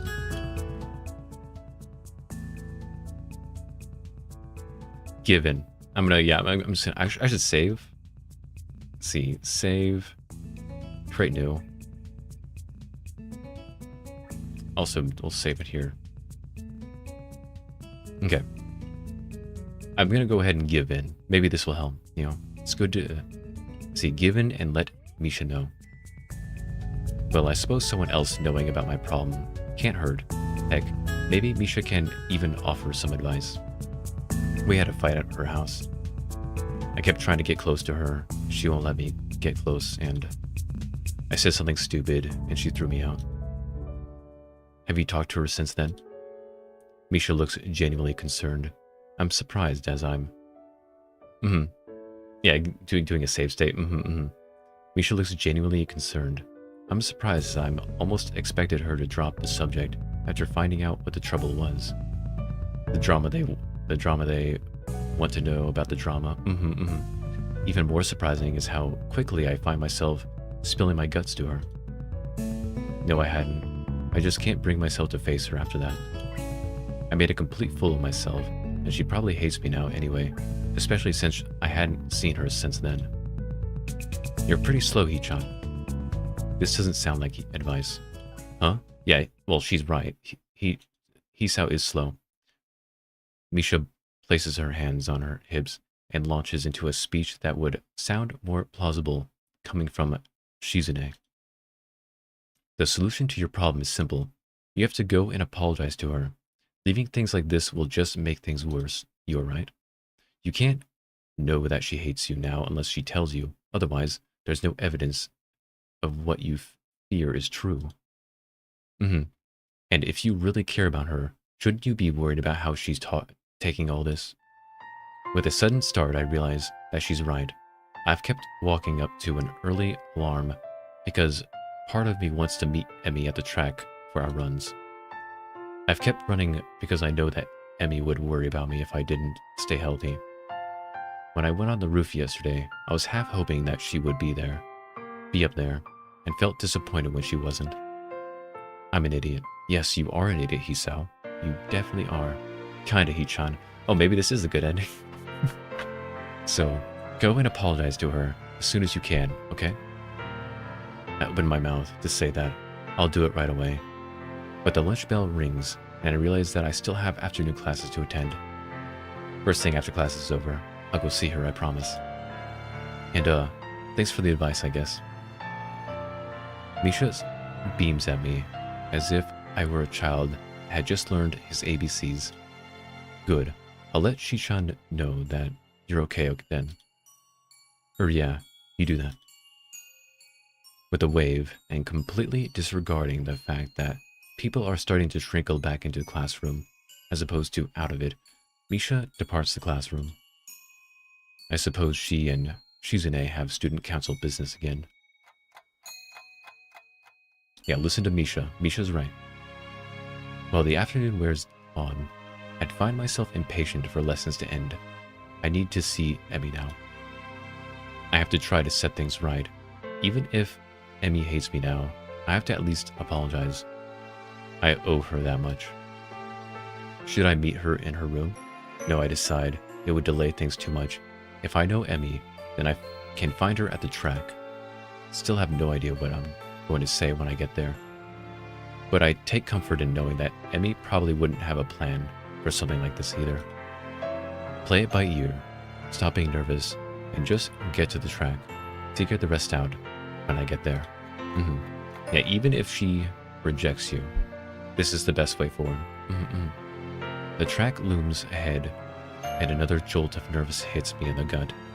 I resist the urge to turn and walk away, and instead note with satisfaction that I was right, and Emi is still running. I don't make myself immediately known. I find a seat in the bleachers and watch her run instead, thinking back to earlier meetings. After a few trips around the track, Emi notices me and skids to a halt, an expression of surprise that slides easily into one of anger. What are you doing here? Not quite the response I hoped for, but at this point I I don't have much of a choice. I wanted to apologize for what I said the other day. The other day? She laughs, a curt explanation of disbelief. It's been almost a week, he's out. Yeah, well, better late than never, right? Emi crosses her arms and stares at me coolly, as if sizing me up. Finally, she nods. I suppose you're right. Water under the bridge, then. I forgive you. Is that all? Her almost impatient question catches me so off guard. She's already halfway down the track before I think to shout after her. No, wait. She doesn't seem to have heard me, or she doesn't want to hear me, and so I give chase, disregarding completely the fact that I'm not dressed for it. My feet hurt, my shirt collar feels like a noose around my neck, but I still chase after her because if I don't, I'll lose my chance. Emi hasn't started to really accelerate yet, which is probably the only reason why I'm able to catch up to her, to reach out and tap her on the shoulder, just before my legs give up running in dress shoes and stumble to a stop. Surprisingly, fortunately, all that running seems to have paid off. I'm short of breath, yes, but at least my heart isn't actively trying to force its way out of my ribcage. My touch on her shoulder has stopped Emi, and while there is a flash of concern when she sees me catching my breath, it seems that she has a good idea of what I'm capable of too. The concern is short-lived. What? She seems so irritated by being still there that I almost lose my nerve, but I've lost my nerve enough. I need to explain myself, why I can't just let the matter rest. Emi folds her arms and bounces one blade on the ground in approximation of tapping her foot impatiently. Angry as she is, and as nervous as I am, she still looks beautiful. Okay, Hisao, explain. The thing is, I know that you're really sensitive about the accident and about your dad. I can see Emi's face twitch at the mention of the two things that have been steadily driving us apart, or at least made me feel like we're being driven apart. But that's why I want to know about them, I think. Because I see how much they hurt you. I want to be there to comfort you. It makes me miserable seeing you sleepless and depressed. And don't pretend you aren't, because I know, okay? I just remember that night when you fell asleep with me and had that nightmare, and that you were happy to have me there when you woke up. I want to be able to be there for you like that wherever you need me to be. The stern face cracks slightly. Emi interrupts before I can continue further. Damn, I got so caught up in my song design that I forgot about your stream. Nice. Just stop right there. We can't see each other anymore, okay? She's rushing now, looking everywhere but at me. I'm surprised she doesn't bolt. She knows I can't catch her. See, we're not right for one another. Oh, I guess this isn't. That's not true. You know it. Oh, no. No, it's true. You're too... I know that I've been pushy about knowing your past. If you can't tell me yet, then at least let me be there even if I don't know the reason. It's okay, I promise. I won't ask you why you need comfort. I'll just give it freely. Emi's shaking her head, and tears seem to be threatening the corners of her eyes. Oh, maybe this is good ending. I'm so back and forth. Stop saying that. Why? Because you're afraid you'll take me up on it? I'm not afraid. I can't keep chiding tone from my voice as I respond. I can't keep the chiding tone from my voice as I respond. Yes, you are. You told me so yourself, remember? That's okay, really it is. However, it seems to me that someone's who'd manage to come out of that wreck and still be as energetic and cheerful as you are, or would be determined enough to face that fear. Determination? What do you know about determination? I know that there is a girl so determined to take care of a total stranger that she'd steal his food at a festival. I know that there's a girl so determined to help me with my own problems that she'd draw up a complete dietary and exercise plan, that she'd not only draw up the plans, but she'd followed them with me, even when she couldn't run. Determined enough to keep me at arm's length, that she put herself through emotional pain, she thought it was the right thing to do. Although there's one thing that this determined girl didn't quite plan for, which is that I might feel the same kind of determination to keep her from being hurt. I fell in love with you, and I refuse to let that be thrown away because you're afraid of losing me.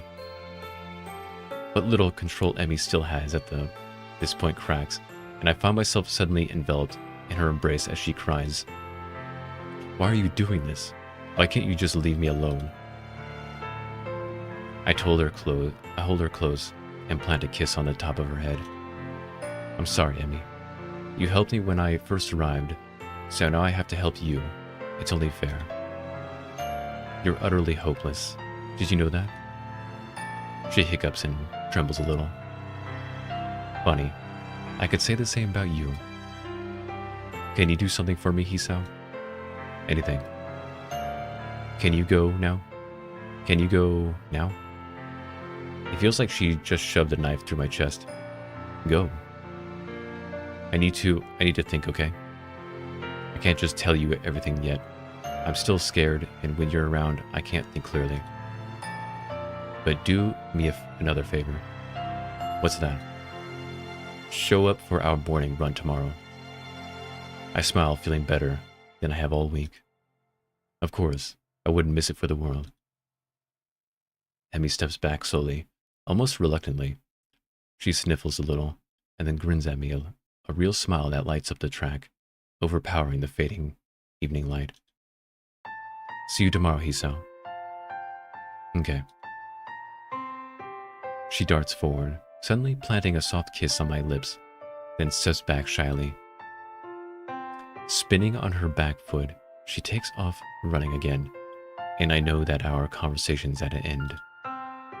My lips tingle with the warmth of that brief kiss and the memories of other, longer kisses. I walk back to my room with a spring in my step. Tomorrow, when my alarm goes off, I'll get up.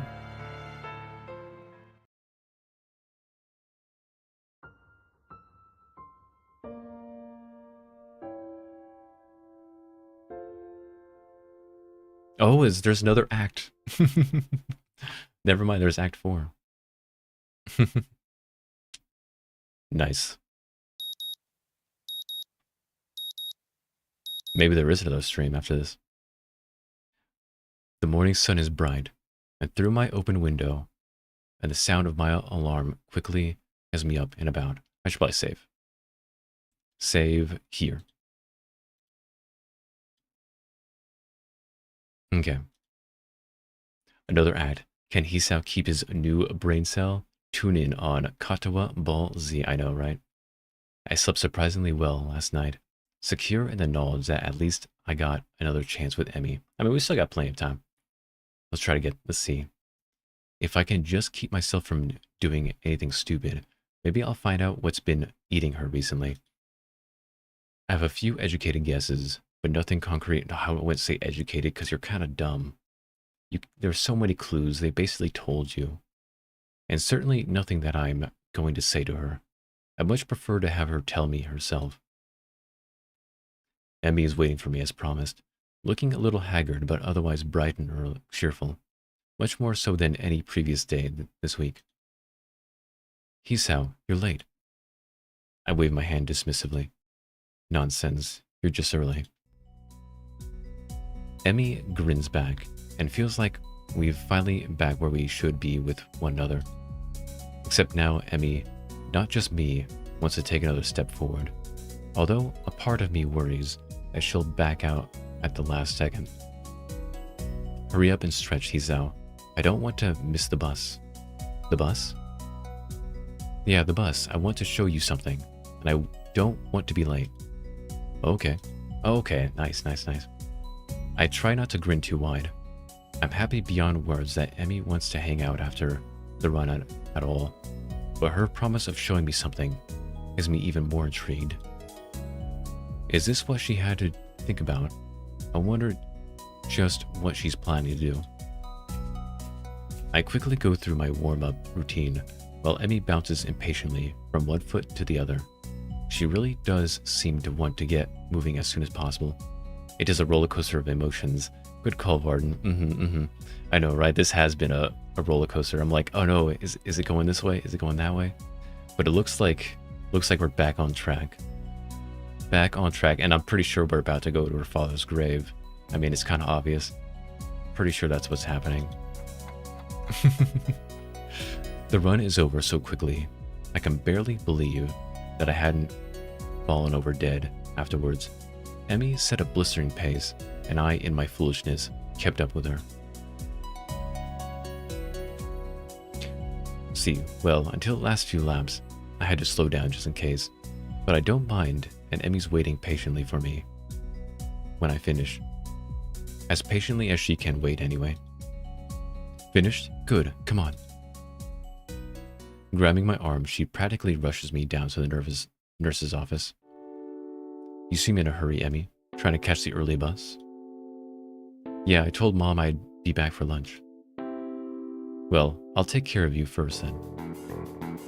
But Hisa's gonna come with me too. The nurse raises a single eyebrow at this statement and peers at the two of us searchingly. Really? Today? Huh. Emi's response is a nod, followed by a surprisingly shy grin. Well then, we'll make this quick. Emi enters the nurse's office, and I patiently wait outside for her to be finished, wondering just why the nurse seemed to be surprised by Emi's declaration. My goodness, Hisao. How can you be so dense? I feel like I'm missing out on some joke or the significance of today, beyond the fact that it is clearly significant in some way, of course. The anniversary of her father's death, probably. True to his word, or a birthday. It could be her father's birthday too, but I'm pretty sure it's the other one. True to his word, the nurse has Emi out of his office surprisingly quickly, and I take her place after promising to meet up at the front gate. The nurse takes my pulse and listens for a bit. Your heartbeat's faster than usual. Been pushing yourself again, have you? Well, Emi seemed to be in a rush to get through the run, so... Huh, I'm not surprised. Today is rather important to her, you know? I suspected that could be the case, but I have no idea why that's the case. She hasn't told you. Interesting. So you're not going to tell me either, huh, then? No, I'm not. I suspect that Emi has her own plan for explaining today to you. And I don't want to mess that up. Oh, mess with that. You'll find out soon enough, so what's the rush? Now, as far as your heart, I would take it easy the rest of the day. No spontaneous races or anything like that, got it? Got it. She won't have her running legs on anyway, right? No, but if you think something like that is going to stop her. Good point. I don't think it'll be much of an issue today of all days, but still, if he's trying to reassure me, he's doing a terrible job. I'm quickly becoming more and more worried about what today could be for. Like, suddenly finding out Emi's in a cult or something. Oh my gosh, he's how. At the same time, if today is such a big deal, and Emi wants me to be with her for it, then maybe she really does want to grow closer to me. Maybe this will be the answer to all the riddles, to the sleepless nights, and the sudden mood swings. Either way, I barely remember to thank the nurse before taking off as quickly as I dare from my room to get a shower and throw on some decent-looking clothes. If today is as important as it seems to be, I should dress appropriately. Emi, of course, proves me wrong as soon as I reach the front gate, wearing her usual shirt and shorts, so at least I know it's not as terribly formal affair, whatever it is. You're early, Hisao. Not as early as you. Eager, are we? Emi cheekily pokes out her tongue.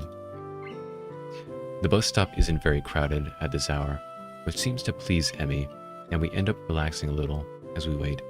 We sit in silence for a while, but I can tell that Emi's trying to work herself up to say something.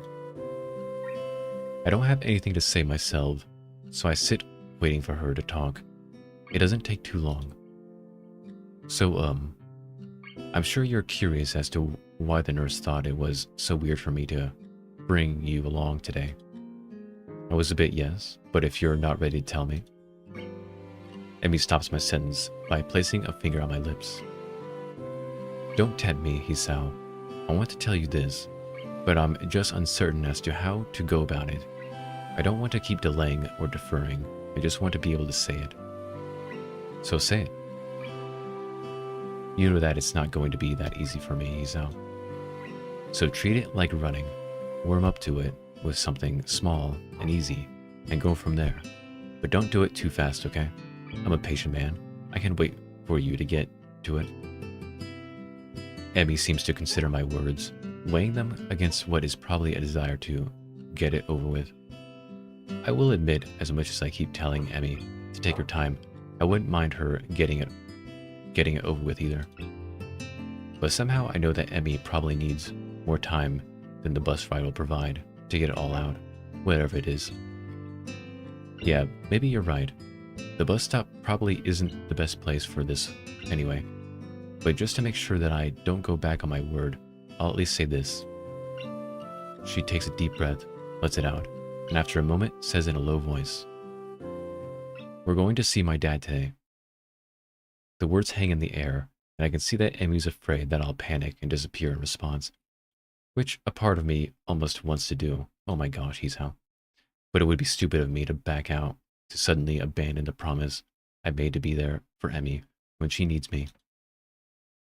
The nurse thought it was so weird of her to bring me along. She doesn't bring anyone along, or at least I'm willing to bet that she hadn't before today. The day seems to take on an even greater significance. What has it taken Emi to even get this far? Ah, and why is that the best I can manage as a response? Yeah? I don't know what I should say. Nothing, I think. Just promise that you're going to come with me. Of course, you know I will.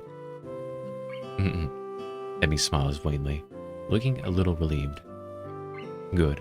In that case, we better get going. The bus pulls up just a little after she finishes the sentence. Vague memories of my first trip out here come to mind as I step off the bus, but unfortunately, they're too vague to be any use. I will be the first to admit that I don't quite recall how to get to Emi's house, so I let her lead the way.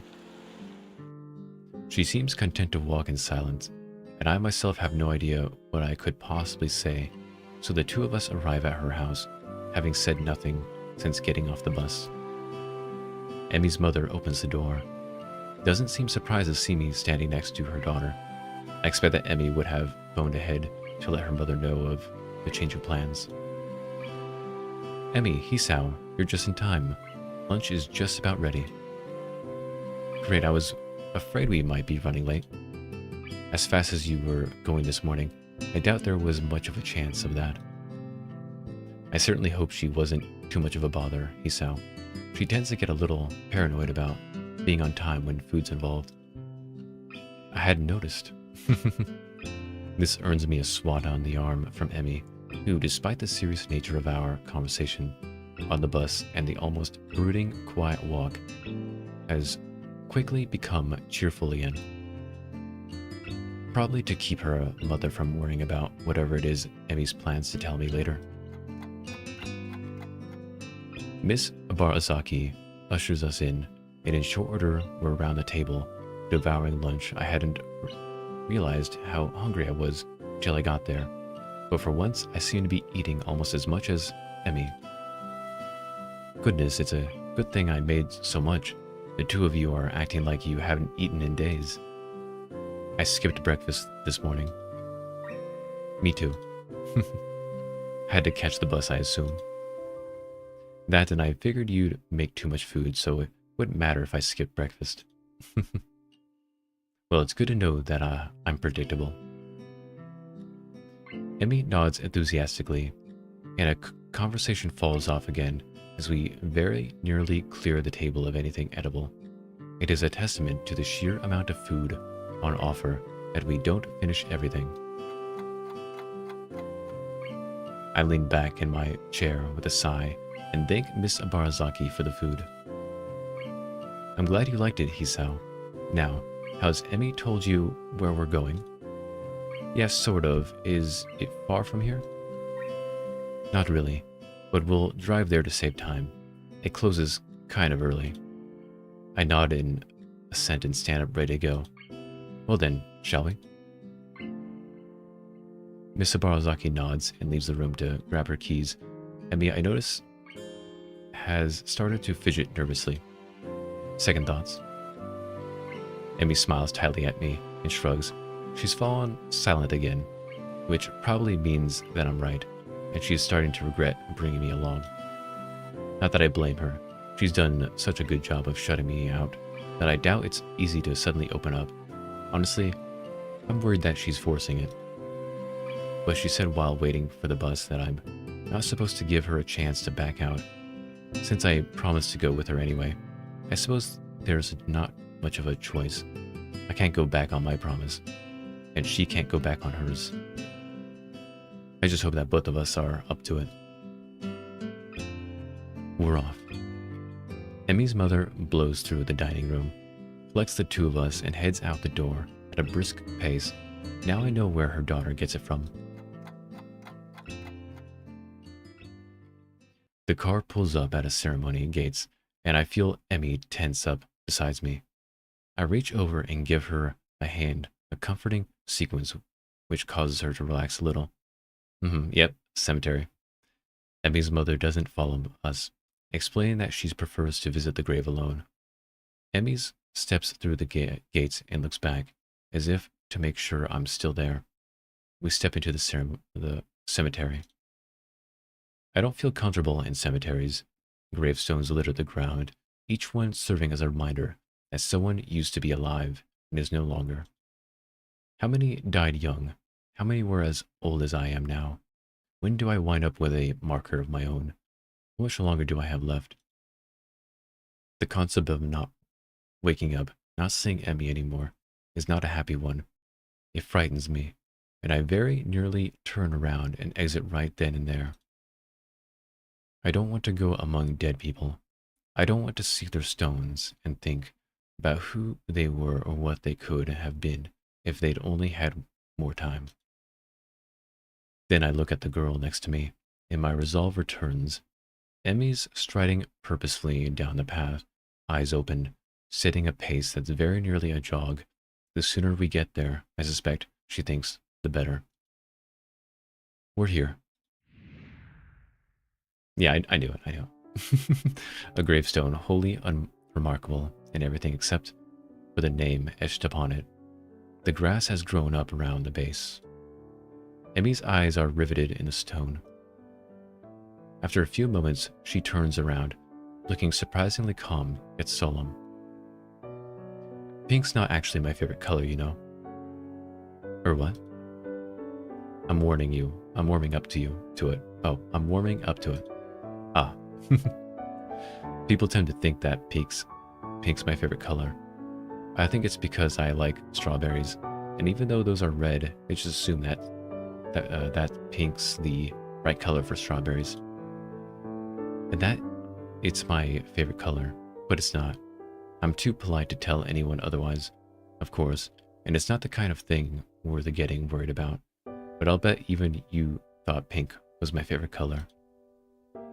Blue. That's my favorite color. My mom and dad are the only two who know that, and now you do too.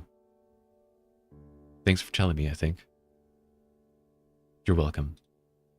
There's a pause as she considers what to say next, drawing a quick breath.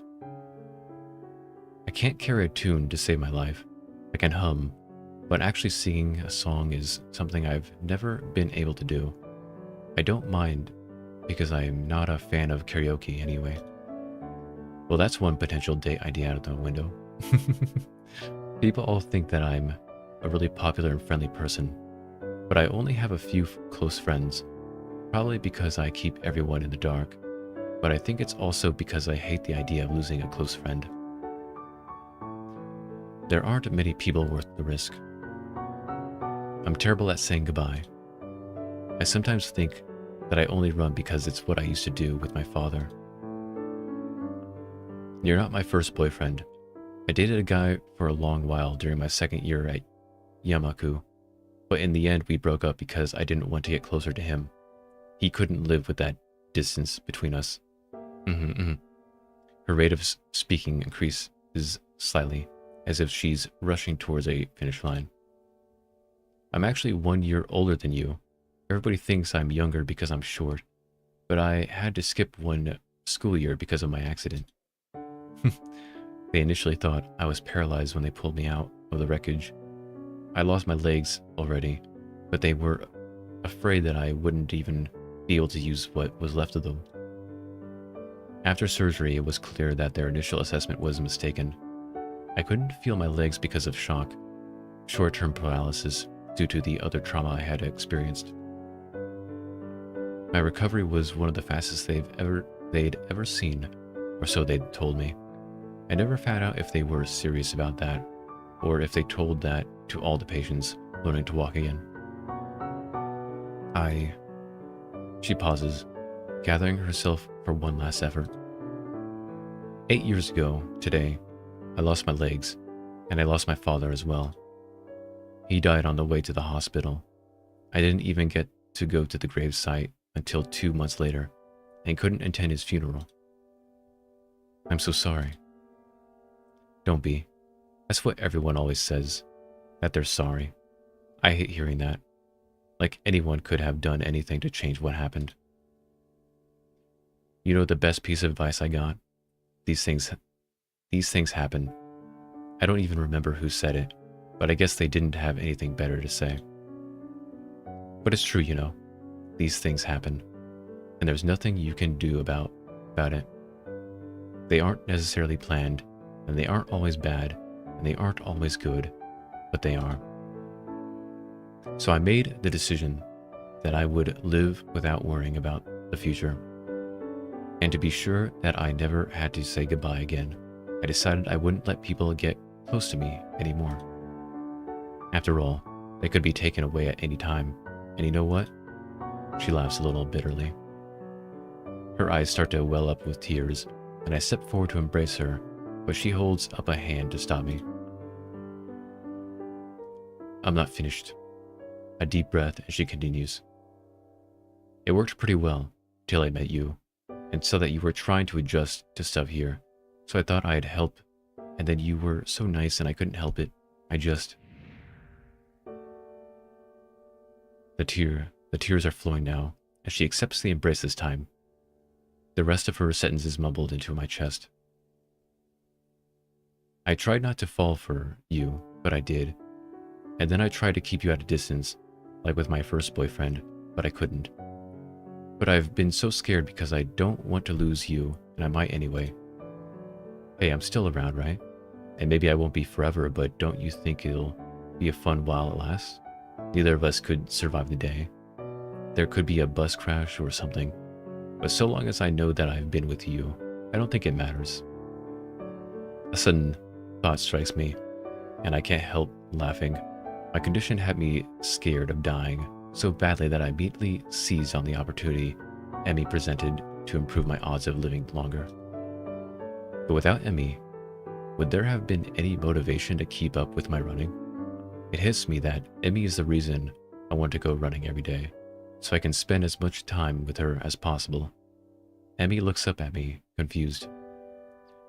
We'll go on living until we stop, and when we stop living, we'll be able to know that at least we've had time together, and I wouldn't have it any other way, because I love you, Emi, and right now, that's enough for me.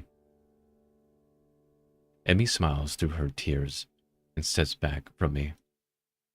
You know, it's funny. What is? I thought that the best way to live in the moment was to do it alone, but now, I don't think I'd have it any other way either. I'm glad I met you, Hisao. Well, these things happen. Emi and I stay by the grave for a while. As Emi pays her respects to her father, when she's ready to go, we exit the graveyard, side by side. Emi's mother drives us back to Yamaku, The trip back is very quiet. We wave goodbye as the car drives off, and I glance down at the girl leaning on my arm. How are you feeling?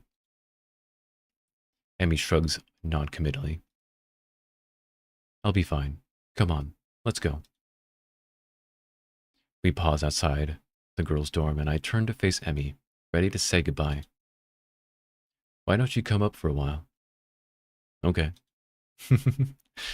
The walk up to her room is in silence. I'm not sure why I'm supposed to be turned away at the door. I'm not sure why I'm supposed I supposed I'd be turned away at the door. I guess I just assumed she'd want to be alone. Her mom, the nurse, hell, everyone knew the significance of today seemed to think it best to leave Emi alone. But she took me to the graveyard with her. She told me the whole story of what happened on that day she lost her legs. She wanted me around. The significance of this does not escape me. Well, at least something doesn't.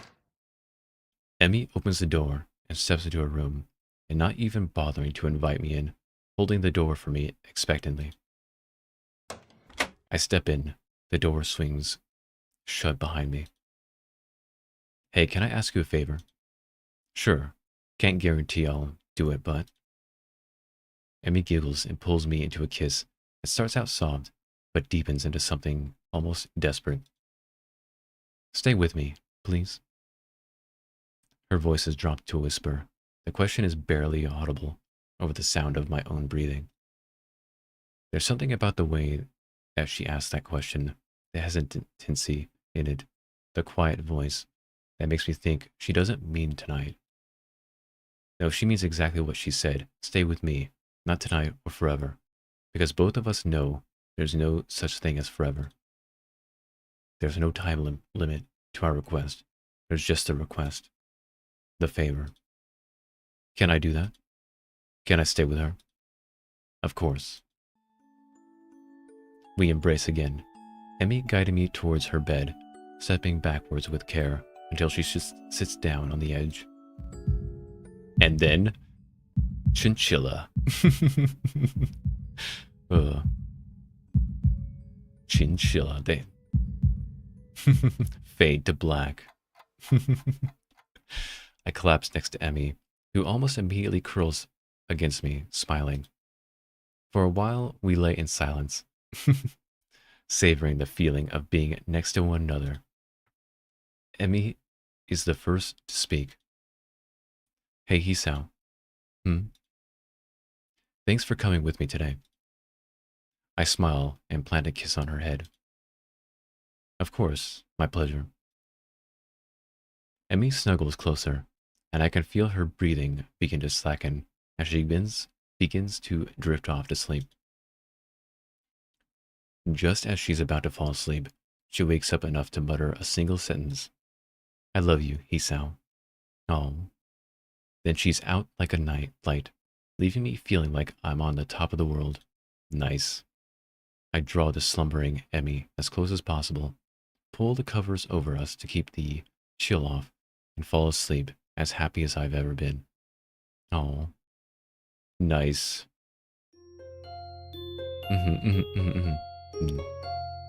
Good job, Hisao. You stumbled your way there. You somehow made it, somehow made it. You stumbled into success. The morning light seems to reach further into Emi's room than it does into mine. The results in my waking up earlier than I would have if I had gone back to my room last night, as I had previously been our routine. I did not realize it until the morning, but this is the first time we've actually spent the night together. A small movement from my partner's still slumbering form causes me to look to the side. Hair splayed across her face, Emi continues to sleep peacefully, curled up next to me. It's slightly weird seeing her without her trademark twin tails, but it's also a look I could get used to. The small size of the beds necessitates her curling up, but I'm pretty sure she would have done so anyway. The covers are nearly over her head, and I smile as an errant strand of her hair causes her nose to twitch slightly. Unable to help myself, I draw her a little closer, a move which seems to think is a good idea, which she seems to think is a good idea. Her steady breath raises a trail of goosebumps on my chest, but I don't mind. I am no longer tired, but I do not feel a need to move from my current position. Emi's warm body in repose against mine is far too comfortable to move. I gaze up at the ceiling and consider how it is that we got to this point. We've been close for a while, but not this close. It seems like only yesterday that she ran into me in the hallway, and after apologizing, decided to take an interest in my well-being. But that grew to something else, which I, at least, was not expecting. One thing is for certain, having found Emi, I will try as hard as I can not to lose her. My morning musing is interrupted by further movement from Emi. Her eyes flutter open, and she seems briefly confused by my presence in her bed. Then she smiles happily and sits up, her face looking down at me. "Good morning, Hisao." "Hi, sleep well?" Yeah, I did. Exhausting day yesterday, you know. I think back over yesterday's trip to the graveyard. Yeah, glad to hear you slept well. How do you sleep? Well enough, although you kept hogging the covers. This earns me a shove and a stuck-out tongue. I chuckle, and Emi giggles a little, and we fall quiet for a while. I soak up the feeling of how right it all seems, waking up with Emi by me, crammed into a bed made for one person. It's something I could get used to. Hey, Hisao. Thanks for sticking around. No problem. Saved me the walk back anyway, right? This draws another giggle, but then Emi's expression turns serious again. No, really, I kept trying to push you away because I thought that was the right thing to do, and you stuck around through it all. I hadn't made any of this easy for you, but you stuck out anyway. So really, I mean it. Thank you. She punctuates this by giving me a kiss, pulling back and looking at me with an expression of affection. I reach up and ruffle her hair, smiling all the while. I'm stupidly lucky, I think, to have come through everything after a heart attack. To somehow have found this girl is nothing short of a miracle. You're very welcome, Emi. I couldn't bear the thought of giving you up. I'll even continue to stick around if you want. I'd like that. That settles it, then. I don't know how long my heart will keep working, and I don't even really know what I'll do after this year is over, apart from going to university.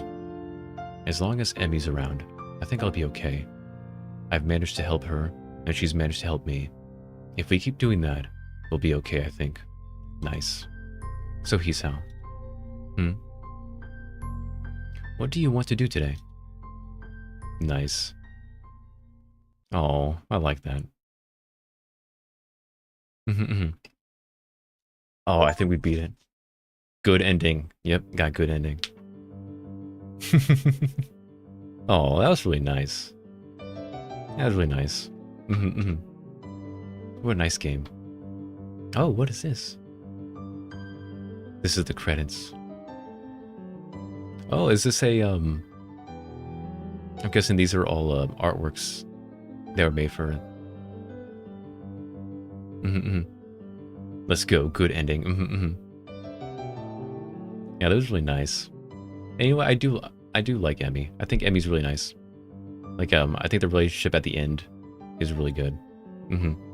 Basically, two people helping each other out with their deficiencies. I think that should be a healthy relationship, assuming everything goes well. But I think they will. They had a rough patch, but that was to be expected, you know? It's gonna happen. So do you know other games like this with good stories? I don't really, I mean, I did play I did play, what was it? Slay the Princess. That was a good one.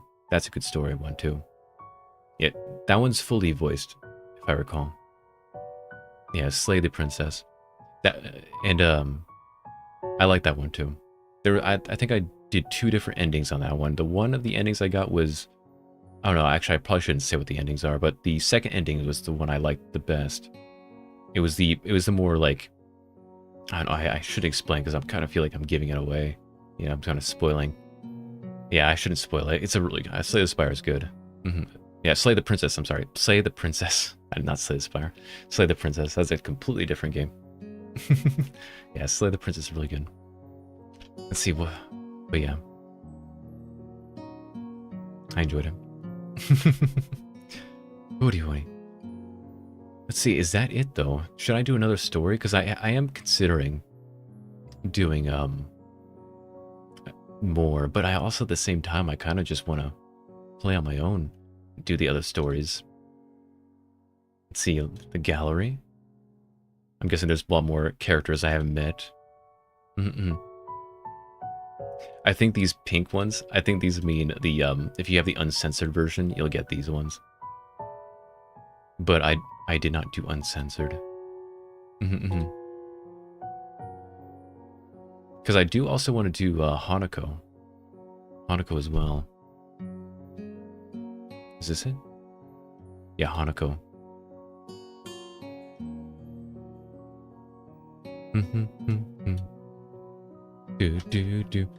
Oh, this must be the bad ending right here. So these 2 must be bad ending. So if I want to unlock those, I can do these. Shoot, how? I wonder if to get the bad ending, I just basically say, like when Misha talks to me, I'm just like, no, I don't want to talk to her. Or something like that. I won't tell her. That's probably how you get the bad ending.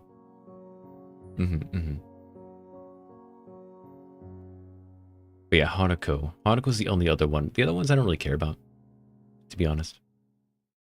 But Hanako's the one I want to try. Although, admittedly, I think Emi might be the more healthy one. Hanako, I have a feeling, is going to be super shy. But maybe we'll be able to, you know, break her out of her shell, you know?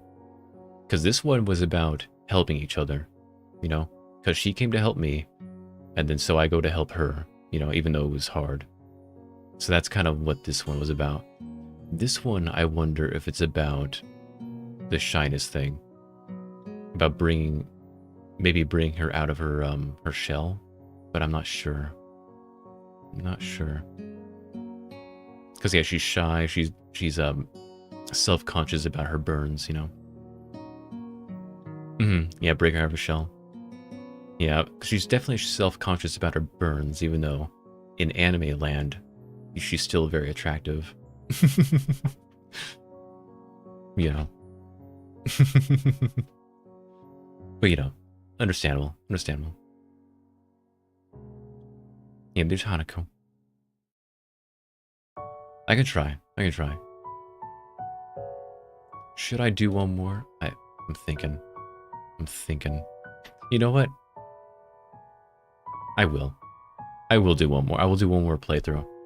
And it will be for trying to get to Hanako's.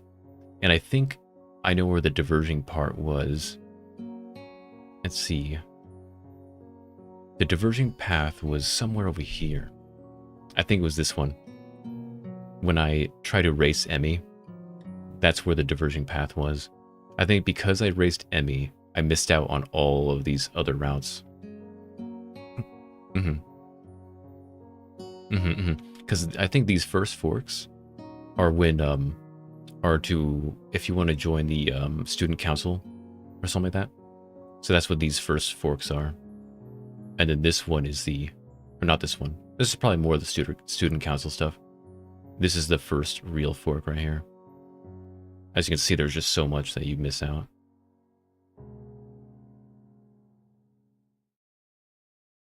Hoodie hoodie. Hoodie hoodie. Do I just press these and I can just start from here? I probably could, huh? Right here. I don't know, or should I just start from the beginning again? I don't know, I probably shouldn't. Try a Kinito pet next. Which one's that one? I don't think I've heard of that one. Kinito pet. Kinito pet. Kinito pet. Maybe I'll look on my phone. Only because if I look on my computer, the screen will disappear. Woody. Kinito pet. Kinito pet. Oh, it's right there. What is this? Oh my goodness, what is this? I don't know about that one. You know of some very unique games. My goodness. I'll have to look more into that one. Let's see. I'm always nervous about downloading random games like that. How many screens do you have, Varden? Screens? Oh, I have 2. I have 2 screens. It's the game in particular, for some reason. It likes to disappear if I mouse over. So, this is not the only game that's done that. It's the only one that's a headache to try to get back, because for some reason once it disappears, it won't always come back, and you just got to kind of work at it until it does. This game in particular. But overall, it's a good game. I do enjoy this. There's different routes right here. So many different routes. But yeah, Hanako. Hanako is probably going to be really hard, because I got to think of what the theme is. Because the theme for this one was obvious. You know, she helped me and I help her. That's the obvious theme with that one. This one, I wonder what it is. Probably the shyness, for sure. Do.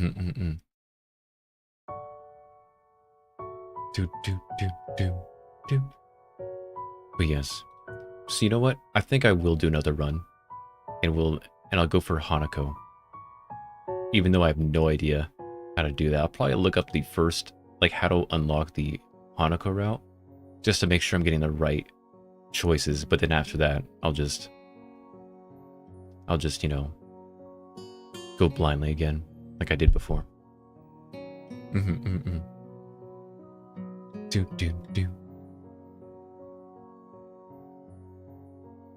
Nice, another run. Yeah, I'll do one more run. One more.